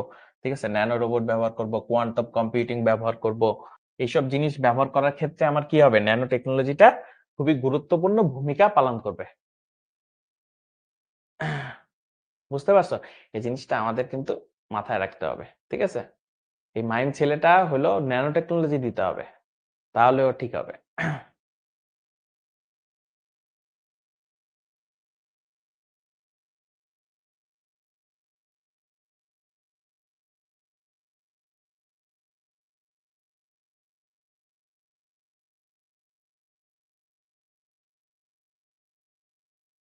দেখো এটা সবাই পারো কিনা। ওকে, তার মানে 1 ন্যানোমিটার সমান কত মিটার? 1 ন্যানোমিটার সমান তোমার হলো কত মিটার? 10⁻⁹ ঠিক আছে, 10⁻⁹ এটা হলো আমরা কিন্তু কিছুক্ষণ আগেই দেখাইছি। এটা কিন্তু দেখো কত জায়গায় আসছে। তার মানে এই টাইপের কোশ্চেন কিন্তু অলরেডি আসে বিভিন্ন জায়গায়, বুঝতে পারছো? এটা কিন্তু তোমার মাথায় রাখতে হবে। ঠিক আছে? ওকে, তারপরে ন্যানো প্রযুক্তি দুই ভাবে ব্যবহৃত হয়, দুইটা পদ্ধতিতে ব্যবহার করা হয়। একটা হলো ক্ষুদ্র থেকে বড়, আরেকটা হলো বড় থেকে ক্ষুদ্র। ঠিক আছে? তার মানে কত পদ্ধতিতে ব্যবহৃত হয়? দুইটা পদ্ধতিতে ব্যবহৃত হয়। কি কি? একটা হলো বোটম আপ আর একটা হলো টপ ডাউন। ঠিক আছে? একটা হলো ক্ষুদ্র থেকে বড়, ক্ষুদ্র থেকে বৃহৎ। তার মানে এই পদ্ধতিতে ক্ষুদ্রাতি ক্ষুদ্র, ঠিক আছে, ক্ষুদ্রাতি ক্ষুদ্র আণবিক, ঠিক আছে, আণবিক উপাদান থেকে শুরু করে ধীরে ধীরে বড় কোনো জিনিস তৈরি করা হয়। ঠিক আছে? ক্ষুদ্র থেকে বড়তে জিনিসটা কি করা হবে? তোমার মনে করো যে ছোট ছোট অনেকগুলা আণবিক উপাদান থেকে বড় কোনো জিনিসটা তৈরি করা হয়। বুঝতে পারছো? এটা জিনিসটা মনে রাখতে হবে। আর বৃহৎ থেকে ক্ষুদ্র এইটাতে বুঝাই যাইতেছে নামে যে একটু বড় আকৃতির কিছু থেকে শুরু করে তাকে ভেঙে ভেঙে কোনো ক্ষুদ্রাকার বস্তুতে যদি তৈরি করতে পারি সেটাকে আমরা কি বলতেছি? বৃহৎ থেকে ক্ষুদ্র, বৃহৎ থেকে ক্ষুদ্র ন্যানো টেকনোলজি বলতেছি। ঠিক আছে? এই ন্যানো টেকনোলজি ব্যবহারের ফলে আমাদের মনে করো যে বিভিন্ন ধরনের কন্ডাক্টিভিটি বেড়ে যায়। ঠিক আছে? তড়িৎ পরিবহন সক্ষমতা বেড়ে যায়, তারপর বিভিন্ন রিঅ্যাকশনে এটা খুব বেশি কার্যকর হয়। এরকম অনেক অনেক কিন্তু সুবিধা তারা দিতে পারে। বুঝতে পারছি? হুম, এটার উত্তর দাও।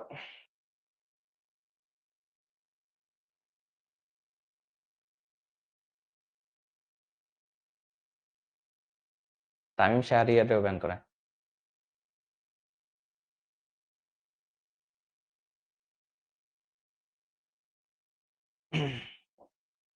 ওকে, তার মানে এখানে কি দেওয়া আছে? টপ ডাউন পদ্ধতি কোথায় ব্যবহার করা হয়? ন্যানো টেকনোলজিতে ব্যবহার করা হয়।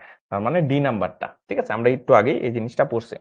ঠিক আছে? ন্যানো টেকনোলজিতে ব্যবহার করা হয়। আচ্ছা, তারপরে হলো ন্যানো প্রযুক্তির ব্যবহার। ঠিক আছে? আমরা যে ন্যানো প্রযুক্তি নিয়ে এত কথাবার্তা বললাম, ন্যানো প্রযুক্তির ব্যবহারগুলো কোথায় হয়? আমরা যদি একটু মনে করো যে আলোচনা করা শুরু করি। প্রথম হলো কম্পিউটারের হার্ডওয়্যারের ব্যবহার। ঠিক আছে? তোমার কম্পিউটারের প্রসেসরের গতি কেমন হবে? ঠিক আছে? প্রসেসরের উচ্চ গতি যদি বানাইতে চাও, দীর্ঘস্থায়ী, তার মানে দীর্ঘস্থায়ী তোমার সিপিইউ হবে। ঠিক আছে? কম্পিউটার হার্ডওয়্যার গুলা কি হবে? দীর্ঘস্থায়ী। তারপরে কম শক্তি খরচ করে মনে করো যে বেশি সুবিধা দিবে। তারপরে ডিসপ্লে ও কোয়ান্টাম প্রযুক্তি এইসব যদি বানাইতে চাও তাহলে অবশ্যই তোমার এখানে ন্যানো টেকনোলজি ব্যবহার করতে হবে। তারপরে চিকিৎসা ক্ষেত্রে ন্যানো রোবট। ঠিক আছে? ন্যানো রোবট মানে খুবই ছোট আকারের রোবট ব্যবহার করে অপারেশন করা হয়। যেমন এনজিও,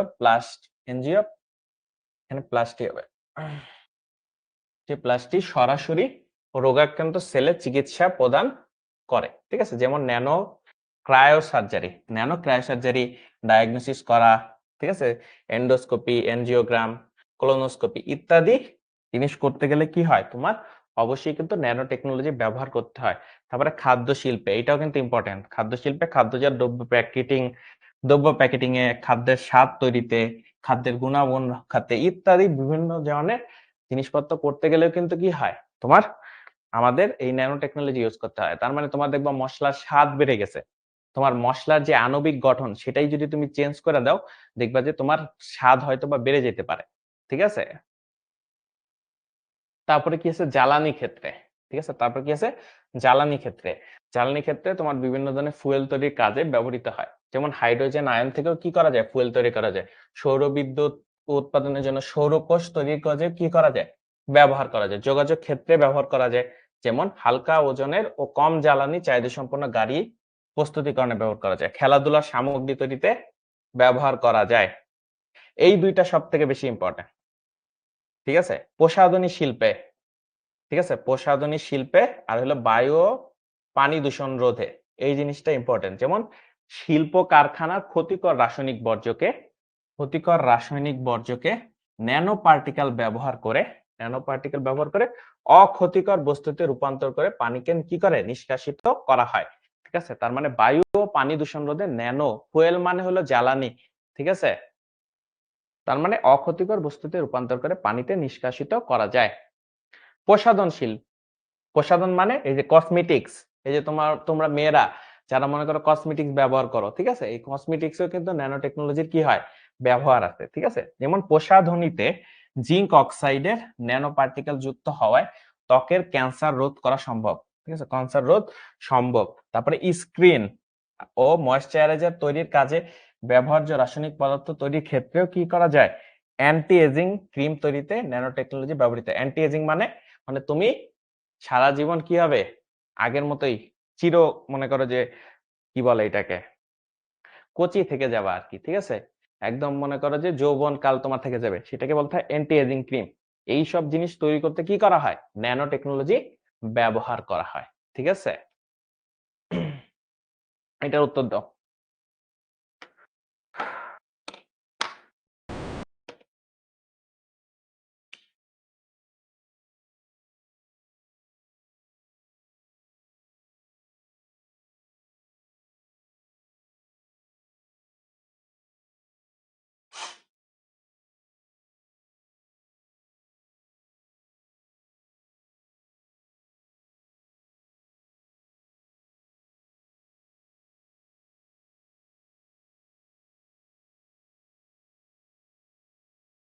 ঠিক আছে, তোমরা কি বুঝতেছো?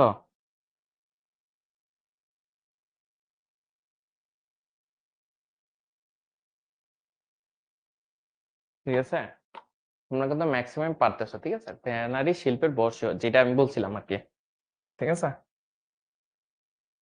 তার মানে কত, এটা ন্যানো টেকনোলজি। ঠিক আছে, এটা হলো ন্যানো টেকনোলজি। ঠিক আছে। তারপর বলছে কম্পিউটার ইথিক্স ইনস্টিটিউট, আমাদের কম্পিউটার চালানোর জন্য কিছু ইথিক্স মেনটেন করা উচিত। যেমন 1992 সালে এরকম কিছু 10টি সুনির্দিষ্ট নির্দেশনা দেওয়া হয়েছিল। কে দিয়েছিল? Computer ethics institute. ঠিক আছে। এরা কিছু বলছিল যে তোমরা যখন কম্পিউটার ব্যবহার করবা, আরেকজনের সাথে নেটওয়ার্কে যুক্ত থাকবা, এই জিনিসগুলো অবশ্যই মেনটেন করবা। ঠিক আছে। তো সেই জিনিসগুলা 10টা সুনির্দিষ্ট নির্দেশনা দিছিল। ঠিক আছে। আচ্ছা, ফার্স্ট ইয়ার হ্যাকিং। হ্যাকিং জিনিসটা বলতে কি, বিনা অনুমতিতে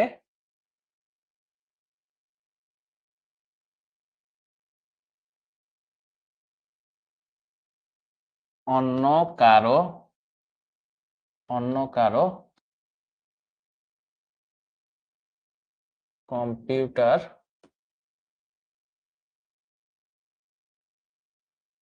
বা ডিভাইসের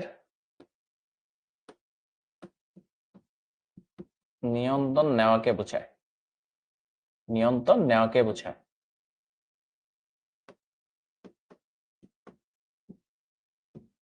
নিয়ন্ত্রণ নেওয়াকে বোঝায়।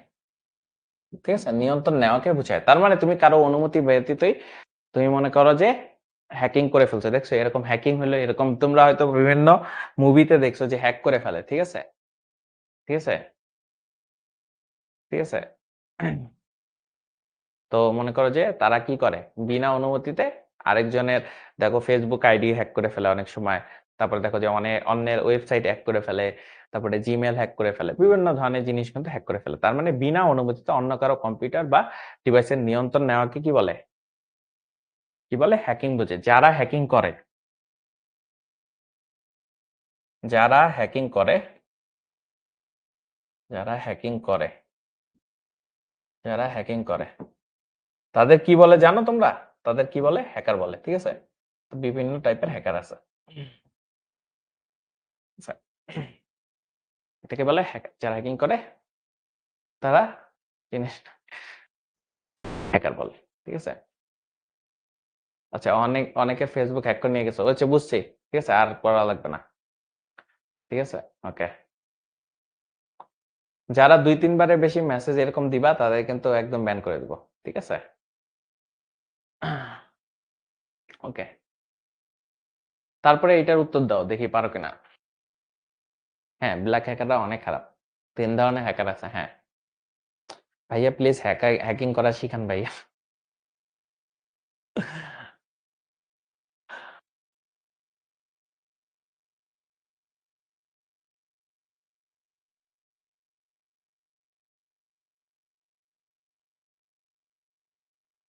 একজনে বলতেছে ভাইয়া হ্যাকিং করে শিখান, তাই না? আচ্ছা, দেখতেছি দাঁড়াও কি করা যায়।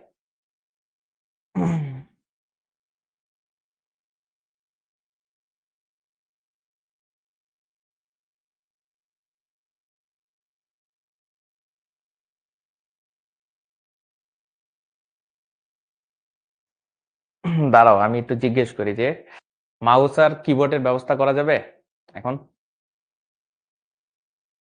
ভাই, মাউস আর কিবোর্ডের ব্যবস্থা করা যাবে? দাঁড়াও, একজন বলতেছে ভাই হ্যাক করে দেন। দাঁড়াও তোমাদের একটা জিনিস দেখাবো না। ঠিক আছে? কে?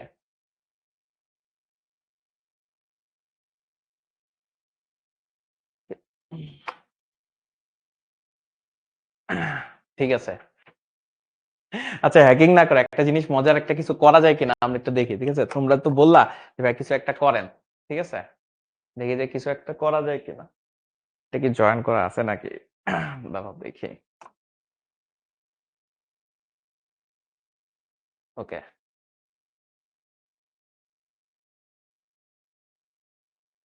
ঠিক আছে? আছে। ঠিক আছে? আমি দেখি যে এটাও কাজ করে কিনা। দেখো, তোমরা তো আসলে এই জিনিস করতেছো জাস্ট ফান। ঠিক আছে? ফান করার জন্যই আমরা একটা জিনিস দেখি কিছু করা যায় কিনা। তো আমরা একটা কাজ করি। আমরা দেখি শিখর ওয়েবসাইটে যাই। ঠিক আছে? আমরা একটা কাজ করি, আমরা শিখর ওয়েবসাইটে যাই। ঠিক আছে? ওকে। হুম?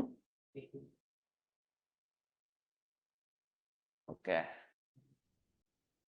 শিখো পোর্টাল। ঠিক আছে? দেখো আমাদের শিখো পোর্টালে আহ আচ্ছা, ডিরেক্ট শিখর ওয়েবসাইটে যাওয়া যাবে না এটা দিয়ে? আচ্ছা, দেখি আমরা এখানে শিখর ওয়েবসাইটে এটা দিয়ে যাওয়া যায় কিনা। এই ইমেলটা দিয়ে যাওয়া যায় কিনা দেখি দাঁড়াও। ঠিক আছে? দেখি ঢুকে কিনা। আচ্ছা, দেখো এই যে মনে করো জিনিসটা আসে। দেখতেছো আমরা শিখর ওয়েবসাইটে কিন্তু আসি। ঠিক আছে? এখন দেখো এই যে শিখর ওয়েবসাইটে আসি। এখানে দেখো শিখর নাম দেওয়া আছে, সবকিছু দেওয়া আছে। ঠিক আছে? এখানে কিন্তু শিখর মনে করো যে নাম দেওয়া আছে। দেখছো? খুব সুন্দর শিখর ওয়েবসাইট। ঠিক আছে? এখন দেখো আমরা জিনিসটা কি করি। ঠিক আছে? দেখো আমরা কি করি। দেখো এটা শিখর ওয়েবসাইট না? দেখো। ঠিক আছে? ধরো এটা শিখর ওয়েবসাইট। ঠিক আছে? আচ্ছা, আমরা একটু এদিকে আবার যাই। আর এই যে শিখো আসছে, শিখর ওয়েবসাইটে আসছি। দেখো আমরা কিছু একটা করি। ঠিক আছে? কি করব তোমরা ধরো বোঝা লাগবে না। ধরো কিছু একটা করি। এখন ধরো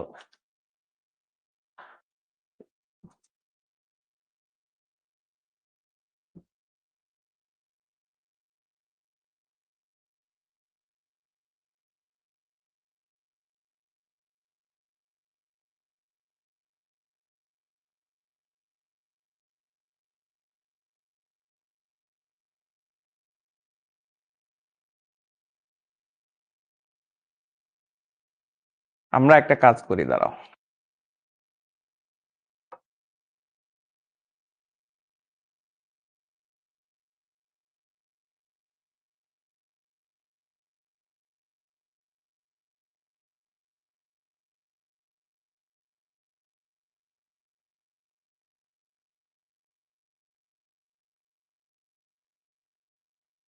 বুঝছে? দাঁড়াও কিছু একটা করি।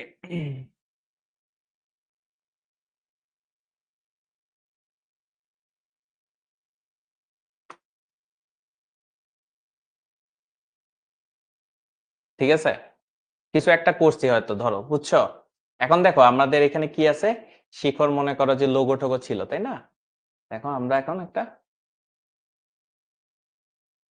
দেখো,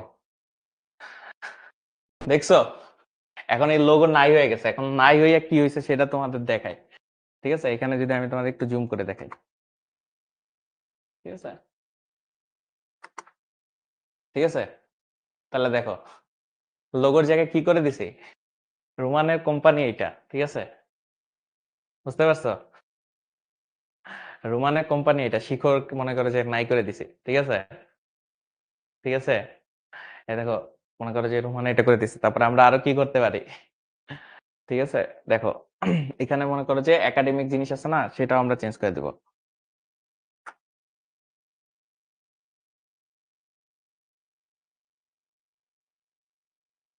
ঠিক আছে।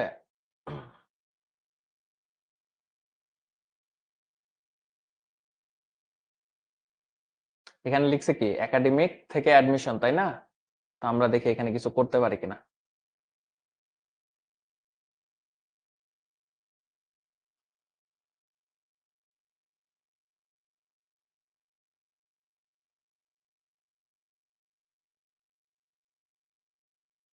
তো আমরা লিখে দিই,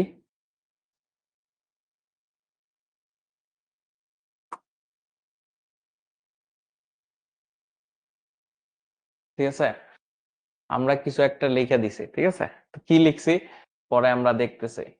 আমরা যদি এখন জাস্ট এখানে ক্লিক করি, তাহলে লিখছি অনলি আইসিটি ইজ রিয়েল, ঠিক আছে, অনলি আইসিটি ইজ রিয়েল, ঠিক আছে, দেখতে পাইতেছ, অনলি আইসিটি ইজ রিয়েল, পুরো জিনিসটাই আমরা চেঞ্জ করে দিছি, ঠিক আছে। তো আমাদের হাতে অনেক পাওয়ার আছে, আমরা চাইলে অনেক কিছু, দেখছো, শিকর কোম্পানির জায়গায় আমার কোম্পানি লিখে দিছি, অনলি আইসিটি ইজ রিয়েল, ঠিক আছে, এটাও লিখে দিছি, যা মন চাই আমরা করে দিছি, ঠিক আছে। তো যাই হোক, তো মোটামুটি এরকম অনেক কিছু আমরা করতে পারি, যারা এটা জিনিস বুঝছো, বাট জাস্ট এটা ফানের জন্য করছি, ঠিক আছে। ওকে, তাহলে আমরা আবার একটু ক্লাসে চলে যাই, ঠিক আছে, এই জিনিসটা আমরা ঠিক করে ফেলছি, আবার ঠিক করে দিছি, ঠিক আছে। আমরা যদি আবার মনে করো ব্যাক করি,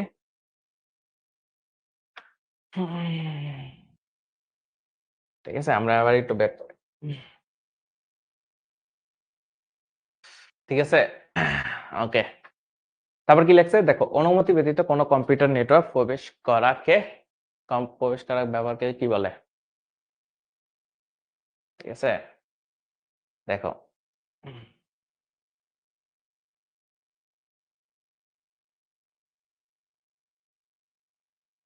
ঠিক আছে, তার মানে অনুমতি ব্যতীত কোনো কম্পিউটার নেটওয়ার্ক প্রবেশ করাকে আমরা কি বলতেছি, হ্যাকিং বলতেছি, ঠিক আছে, কি বলতেছি, হ্যাকিং বলতেছি। আচ্ছা, তারপরে আমরা ফিশিং, কি ফিশিং মানে হলো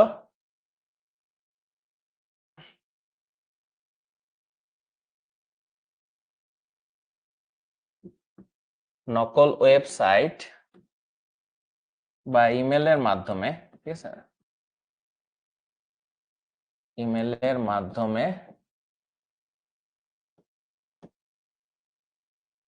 ধোঁকা দিয়ে, ধোঁকা দিয়ে অন্যের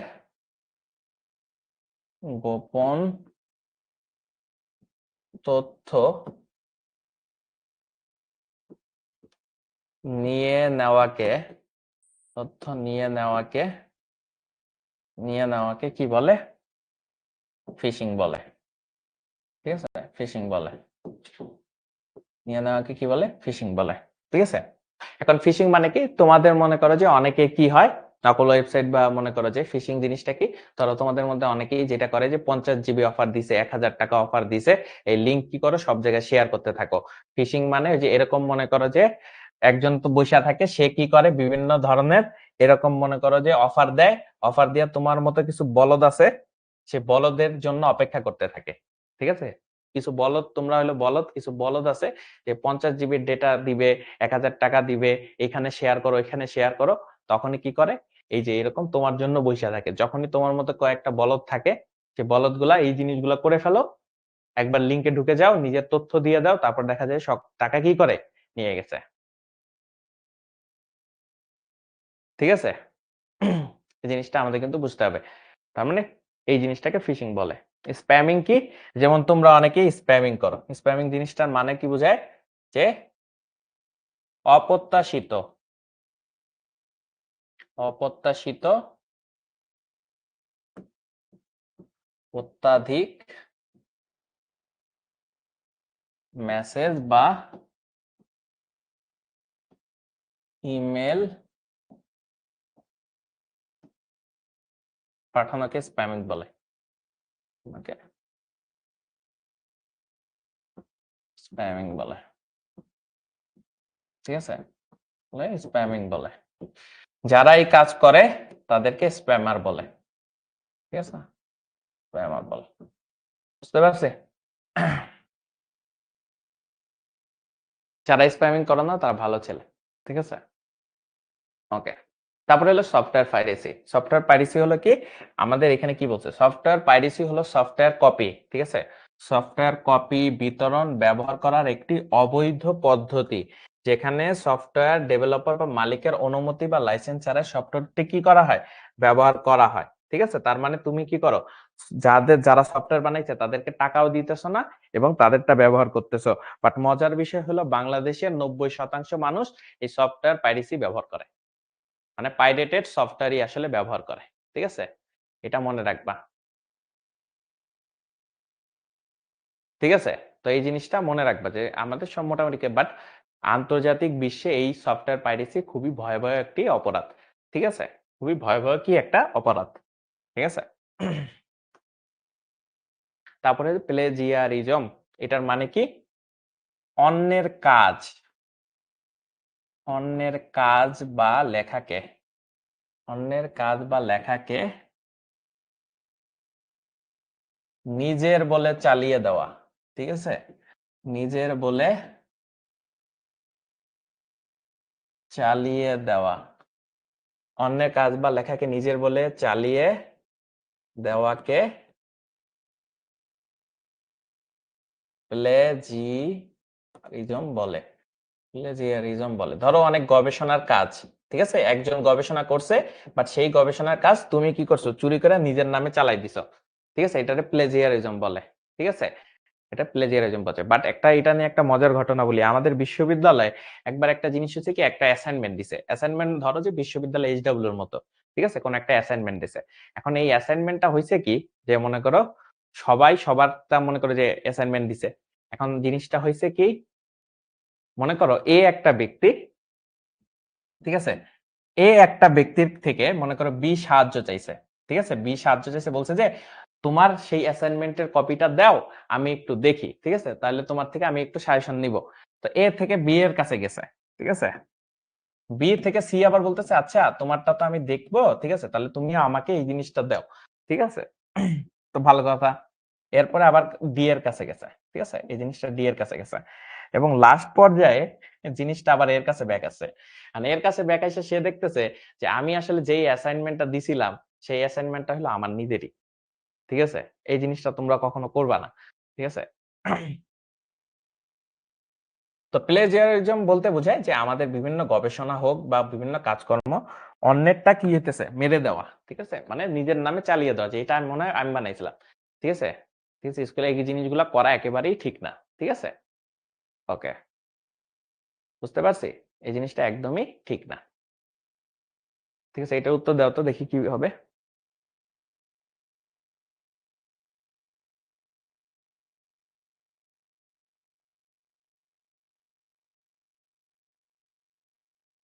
ভাইয়া বিকাশ থেকে যে নাইট কল দিয়ে বিকাশ আপডেটে কথা বলে সেটা কি ফিশিং? এটা এক টাইপের ফিশিং হইতে পারে, হ্যাঁ, সেটা এক ধরনের ফিশিং, বা যদিও এটা আসলে অন্য টাইপের। ঠিক আছে, ডিরেক্ট ফিশিং বলা যায় না, বাট ফিশিং এর কনসেপ্টের সাথে মিলে। এটা আসলে পুরোপুরি বাটপারি আর কি।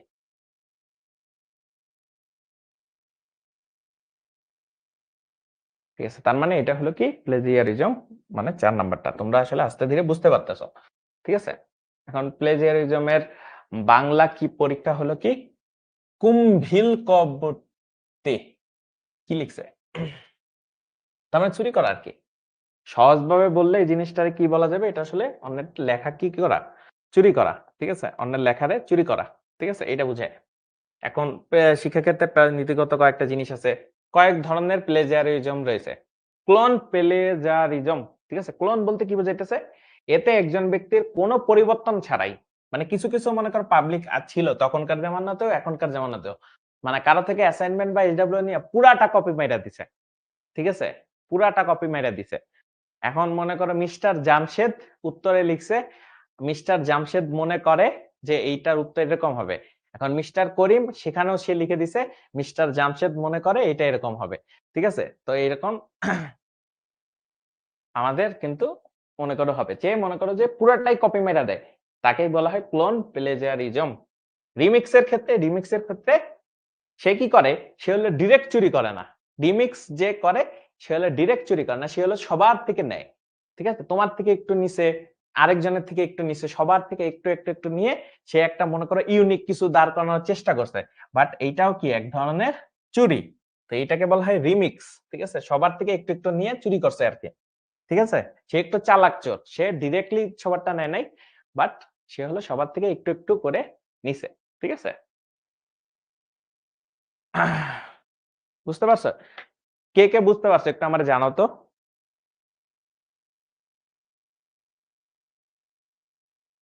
ঠিক আছে, সবাই একটু আমার জানাও যে কে কে বুঝছো।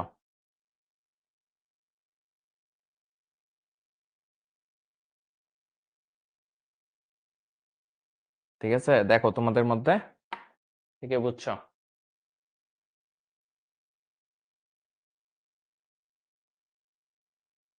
ঠিক আছে। আর লাস্টেরটা হলো হাইব্রিড। হাইব্রিড মানে মিক্সড আর কি। এই ক্ষেত্রে নিখুঁতভাবে উদ্ধৃত কোনো উৎস ডকুমেন্টকে উদ্ধৃতি ছাড়াই একটি নতুন ডকুমেন্ট হিসেবে অনুলিপি করে নতুন হিসেবে, তার মানে কাউরে ক্রেডিট দেয় নাই, বাট জিনিসটা এমন ভাবে লিখছে যে সে আসলে বুঝাইতেছে আমার না বাট কার, সেটা সে ভালোভাবে ক্লিয়ার করে নাই, ঠিক আছে। এটা সে কি করে নাই, ভালোভাবে ক্লিয়ার করে নাই, এটা হলো হাইব্রিড। আরো অনেক ধরনের মনে করো কি আছে, তোমার মনে করো প্লেজিয়ারিজম রয়েছে, যেমন রিসাইকেল প্লেজিয়ারিজম। এটি কি করে, এটি সঠিক উদ্ধৃতি ছাড়াই নিজের পূর্ববর্তী কোনো কন্টেন্ট বা ডকুমেন্ট থেকে ধার নেওয়ার পুনর্ব্যবহার করার কাজকে বোঝায়। রিসাইকেল মানে কি, ধরো তুমি কাজ করছো, ঠিক আছে, এবার অন্যেরটা চুরি করো নাই, চুরি করছো নিজেরটাই, ঠিক আছে, নিজেরটাই নিজে বারবার চুরি করতেছো, ঠিক আছে, নিজেরটাই নিজে কি করছো, চুরি করতেছো। কেমন, তুমি একটা নতুন কিছু আবিষ্কার করছো, এখন আবিষ্কার করে কোনো একটা জায়গায় ছাপাইছো, আবার কি করছো, এই জিনিসটাই আবার আরেক জায়গায় ছাপাইছো, আবার এই জিনিসটা আরেক জায়গায় ছাপাইছো। রিসাইকেল প্লেজারিজম মানে হইলো তুমি নিজেরটাই নিজে চুরি করতেছো, নিজেরটাই নিজে বারবার বিভিন্ন জায়গায় চুরি করতেছো, বাট এটাও এক ধরনের চুরির মধ্যে পড়ে, ঠিক আছে। তারপর কি আছে, 404 এরর প্লেজারিজম। এটা হলো যে এতে একজন ব্যক্তি বিভিন্ন উৎস থেকে কন্টেন্ট অনুলিপি করে একটি নথি তৈরি করে এবং উদ্ধৃতি সহ একক নথি হিসেবে প্রস্তুত করে, কিন্তু যদি উদ্দেশ্য ভুল বা ভুয়া হয় এগুলো অস্তিত্বহীন হয়ে যায়। মানে সে আন্দাজে বিভিন্ন জনের নাম লিখছে, যে হয়তোবা আকাশ এই কথাটা বলছে, বাট আকাশ বইলা এই পৃথিবীতে ধরো কেউ নাই, তো এটা তখন হলো 404 এরর দিবে, ঠিক আছে। ঠিক আছে, এটা কিন্তু গবেষণার ভাষায় নিজেরটা নিজে চুরি হওয়া বলতে বোঝায়। কারণ তুমি মনে করো যে কাজ করছো একটা, বাট একই কাজ তুমি বিভিন্ন জায়গায় দিতেছো, তার মানে ইউনিক তো কিছু করতেছো না, ঠিক আছে না। এই ইউনিক যে কিছু করতেছো না সেটা হলো এক ধরনের বাটপারির মধ্যে পড়ে, ঠিক আছে। এটা হলো গবেষণার ক্ষেত্রে বেশি ব্যবহৃত হয়। তার মানে তুমি একটা জায়গার জিনিস আরেক জায়গায় ছাপাইতে পারবা না, এটা হলো নিয়ম, ঠিক আছে। ওকে, আরো কিছু আছে, অ্যাগ্রিগেটর প্লেজারিজম, রিটুইট প্লেজারিজম, এগুলি দেখলেই মোটামুটি পারবা, ঠিক আছে। খুব বেশি কঠিন কিছু না, এগুলা হলো দেখলেই মোটামুটি পারবা, ঠিক আছে। তারপর এখন এই প্লেজারিজম আসলে মনে করো তুমি করে ফেলছো, এখন এই প্লেজারিজম চেক করার জন্য, চেক করাটা আসলে জরুরি, এটার বলা হয় চেকার। চেকার দিয়ে আসলে চেক করা যায় যে তুমি আসলে কতটুকু চুরি করছো। তো এরকম অনেকগুলো সফটওয়্যার আছে, যেমন মনে করো যে গ্রামারলি, এই যে প্লেগিয়াম, তারপরে হলো জিরো জিপিটি, এই সবগুলা হলো এক একটা কি সফটওয়্যার, ঠিক আছে। এগুলা টার্নিটিন, এগুলি তুমি ইউজ করতে পারবা, ঠিক আছে। এগুলি ইউজ করলে তুমি আসলে কি পরিমাণ মনে করো যে ডেটা চুরি করছো বা কপি করছো সেই জিনিসটা কি করা যায়, ধারণা পাওয়া যায়, ঠিক আছে। প্লেজারিজম প্রতিরোধের উপায়, ঠিক আছে, আমাদের এটা নিয়ে সচেতন হইতে হবে। তারপরে কপিরাইট আইন ব্যবহার করতে হবে। তারপরে লেখক সমাজকে আরো মনে করো যে সিভিল কোর্টে অভিযোগ দিয়ে মামলা দায়ের করতে বলতে হবে। তারপর 1908 সালে যে দেওয়ানি কার্যবিধি আছে সে কার্যবিধির মৌলিক আইন হিসেবে কাজ করা যাবে। ঠিক আছে? তার মানে তোমার এটা নিয়ে প্রতিবাদ করতে হবে, মামলা করতে হবে। তাহলেই না এইসব চোররা কি করবে? এগুলি বাদ দিবে। তারপরে কিছু সাইবার আইন আছে। ঠিক আছে? সাইবার আইনগুলো একটু দেখবা। সাইবার আইনের যেমন আমাদের তথ্য ও যোগাযোগ প্রযুক্তি আইন ২০০৬ ৫৭ ধারার মধ্যে যদি কোনো ব্যক্তি ইচ্ছাকৃতভাবে ওয়েবসাইট বা কোনো ইলেকট্রনিক বিন্যাসে এমন কিছু প্রকাশ বা সম্প্রচার করে যা মিথ্যা বা অশ্লীল, তাদের জন্য কিছু সাজা দেওয়া আছে। যেগুলি হয়তো অনেকে জানে যে হ্যাকিং যারা করো, ঠিক আছে? হ্যাকিং যারা করো তাদেরও কিন্তু এরকম সাজা আছে। যদি একবার ধরা পড়ো তাহলে কিন্তু এরকম ১০ বছরের কারাদণ্ড এবং ১ কোটি টাকা জরিমানা হইতে পারে। যারা পর্নোগ্রাফি নিয়ে কাজ করে তাদেরও অনেক কি সাজা আছে। তো এগুলো একটু পড়ে নিবা। ঠিক আছে? তারপরে দেখো যে অনেকে বলল যে ফেসবুকও কিন্তু একবার একটা বাটপারি করছে। ফেসবুক কি করছে? তার নিজের যারা মনে করো যে ইউজার আছে তাদের ডেটা গুলি বিক্রি করে দিছিল। এই কারণে তার কি পরিমাণ জরিমানা হয়েছে? প্রায় ১১০ বিলিয়ন ইউরো, যেটা প্রায় কয়েক হাজার কোটি টাকার সমান। তোমার মনে করো মনে করো টাকা দেয়া লাগতো। আবার অ্যাপলও ২০১৬ সালে একটা কাজ করছে যেটার কারণে আয়ারল্যান্ডে এত পরিমাণ ইউরো ফেরত দিতে হয়েছে। তো এরকম মনে করো অ্যামাজনও বিরুদ্ধেও মনে করো কি হয়েছে? কেস হয়েছে। তো এরাও অনেক ধরনের ডেটা কি করে? চুরি করে। বাট বাংলাদেশে এগুলি আসলে খুব বেশি মানে গোনায় ধরা হয় না। বাট এখন কি হয়? আচ্ছা, পর্নোগ্রাফি কি? পর্নোগ্রাফি হলো দুষ্ট ছবি। ঠিক আছে? ওকে। তারপরে কি আছে? যে বর্তমান যুগ তথ্য প্রযুক্তির যুগ। ঠিক আছে? আমাদের এটা কিন্তু 4th ইন্ডাস্ট্রিয়াল রেভলিউশন চলতেছে। বর্তমানে 4th ইন্ডাস্ট্রিয়াল রেভলিউশন চলতেছে। এটা মনে রাখবা। তথ্য প্রযুক্তির কারণে 4th ইন্ডাস্ট্রিয়াল রেভলিউশন চলতেছে। ঠিক আছে? এবং ধারণাটি জনপ্রিয় লাভ করে ওয়ার্ল্ড ইকোনমিক ফোরামের প্রতিষ্ঠাতা ক্লাউস সোয়েব দ্বারা ২০১৬ সালে, যে ইন্ডাস্ট্রিয়াল 4th রেভলিউশন। ঠিক আছে? বর্তমানে আস্তে ধীরে প্রবেশ করতেছি। এখনো প্রবেশ করি নাই। ঠিক আছে? 5 ইন্টারন্যাশনাল মানে 5 ইন্ডাস্ট্রিয়াল রেভলিউশন এ এখন আমরা প্রবেশ করি নাই। সামনে হয়তোবা প্রবেশ করব। ঠিক আছে? তো এখানে আরো অনেক জিনিস বলা আছে, যেমন মেড ইন বাংলাদেশ, আমরা অনেক ভালো কাজ করতেছি। তারপরে জাতীয় ডেটা সেন্টার আমাদের তৈরি হইছে। ঠিক আছে? আমরা চতুর্থ শিল্প বিপ্লব নিয়ে অনেক কাজ করতেছি। তারপরে আমাদের আইটি পার্ক করার কথা ছিল। ঠিক আছে? তারপরে আমাদের আরো অনেক জিনিস বানানোর কথা ছিল যেগুলো এখন হয়তোবা নাই। বা ভবিষ্যতে কি হবে আমি জানি না। বাট এগুলো আসলে তৈরি হচ্ছিল। ঠিক আছে? ওকে। তারপর আমাদের স্টার্টআপ কালচার কিন্তু এখন বাংলাদেশে বহুত বেশি ব্যবহৃত হচ্ছে। ঠিক আছে? বিভিন্ন সরকারি মালিকানাধীন সরকারি ভেঞ্চার ক্যাপিটাল অনুমোদন দিয়েছে মন্ত্রিপরিষদ। তার মানে এখন কিন্তু অনেক ধরনের কাজ হচ্ছে। ঠিক আছে? স্টার্টআপ কালচার তৈরি হচ্ছে। ঠিক আছে? ওকে। তারপরে ক্যাশলেস বাংলাদেশ। আমরা ক্যাশলেস বাংলাদেশ বা ওই দিকে যাচ্ছি। কারণ দেখবা যে বিকাশ, রকেট, নগদ এরকম অনেক প্রত্যেকটা ব্যাংকের কিন্তু ডিজিটাল ট্রানজাকশনের ব্যবস্থা আছে। তো এই ব্যবস্থাগুলাও কিন্তু আমরা কি করতেছি? ক্যাশলেস বাংলাদেশ মাধ্যমে করতে। তার মানে ক্যাশের কোনো কাঠামোই আমরা আর রাখতেছি না। ঠিক আছে? ওকে, তাহলে মোটামুটি আমাদের চ্যাপ্টার শেষ। এবং যারা একটু লেটে জয়েন করছো তাদের জন্য আবার একটু বলে দেই। আমাদের কিন্তু 3rd কোয়ার্টার প্রায় শেষের দিকে। এই মাসেই আমাদের 3rd কোয়ার্টারটা শেষ হয়ে যাবে। আমাদের 4th কোয়ার্টারে যারা এখনো ভর্তি হও নাই তাদের জন্য একটা বিশেষ অফার আছে। সেটা অফারটা এখানে প্রোমোটা দেওয়া আছে। এই প্রোমো দিয়ে যদি তুমি এখনই ভর্তি হয়ে যাও তাহলে তুমি ৩,০০০ টাকা ছাড় মানে প্রায় ১৫০০ টাকার মতো তুমি ছাড় পাবা।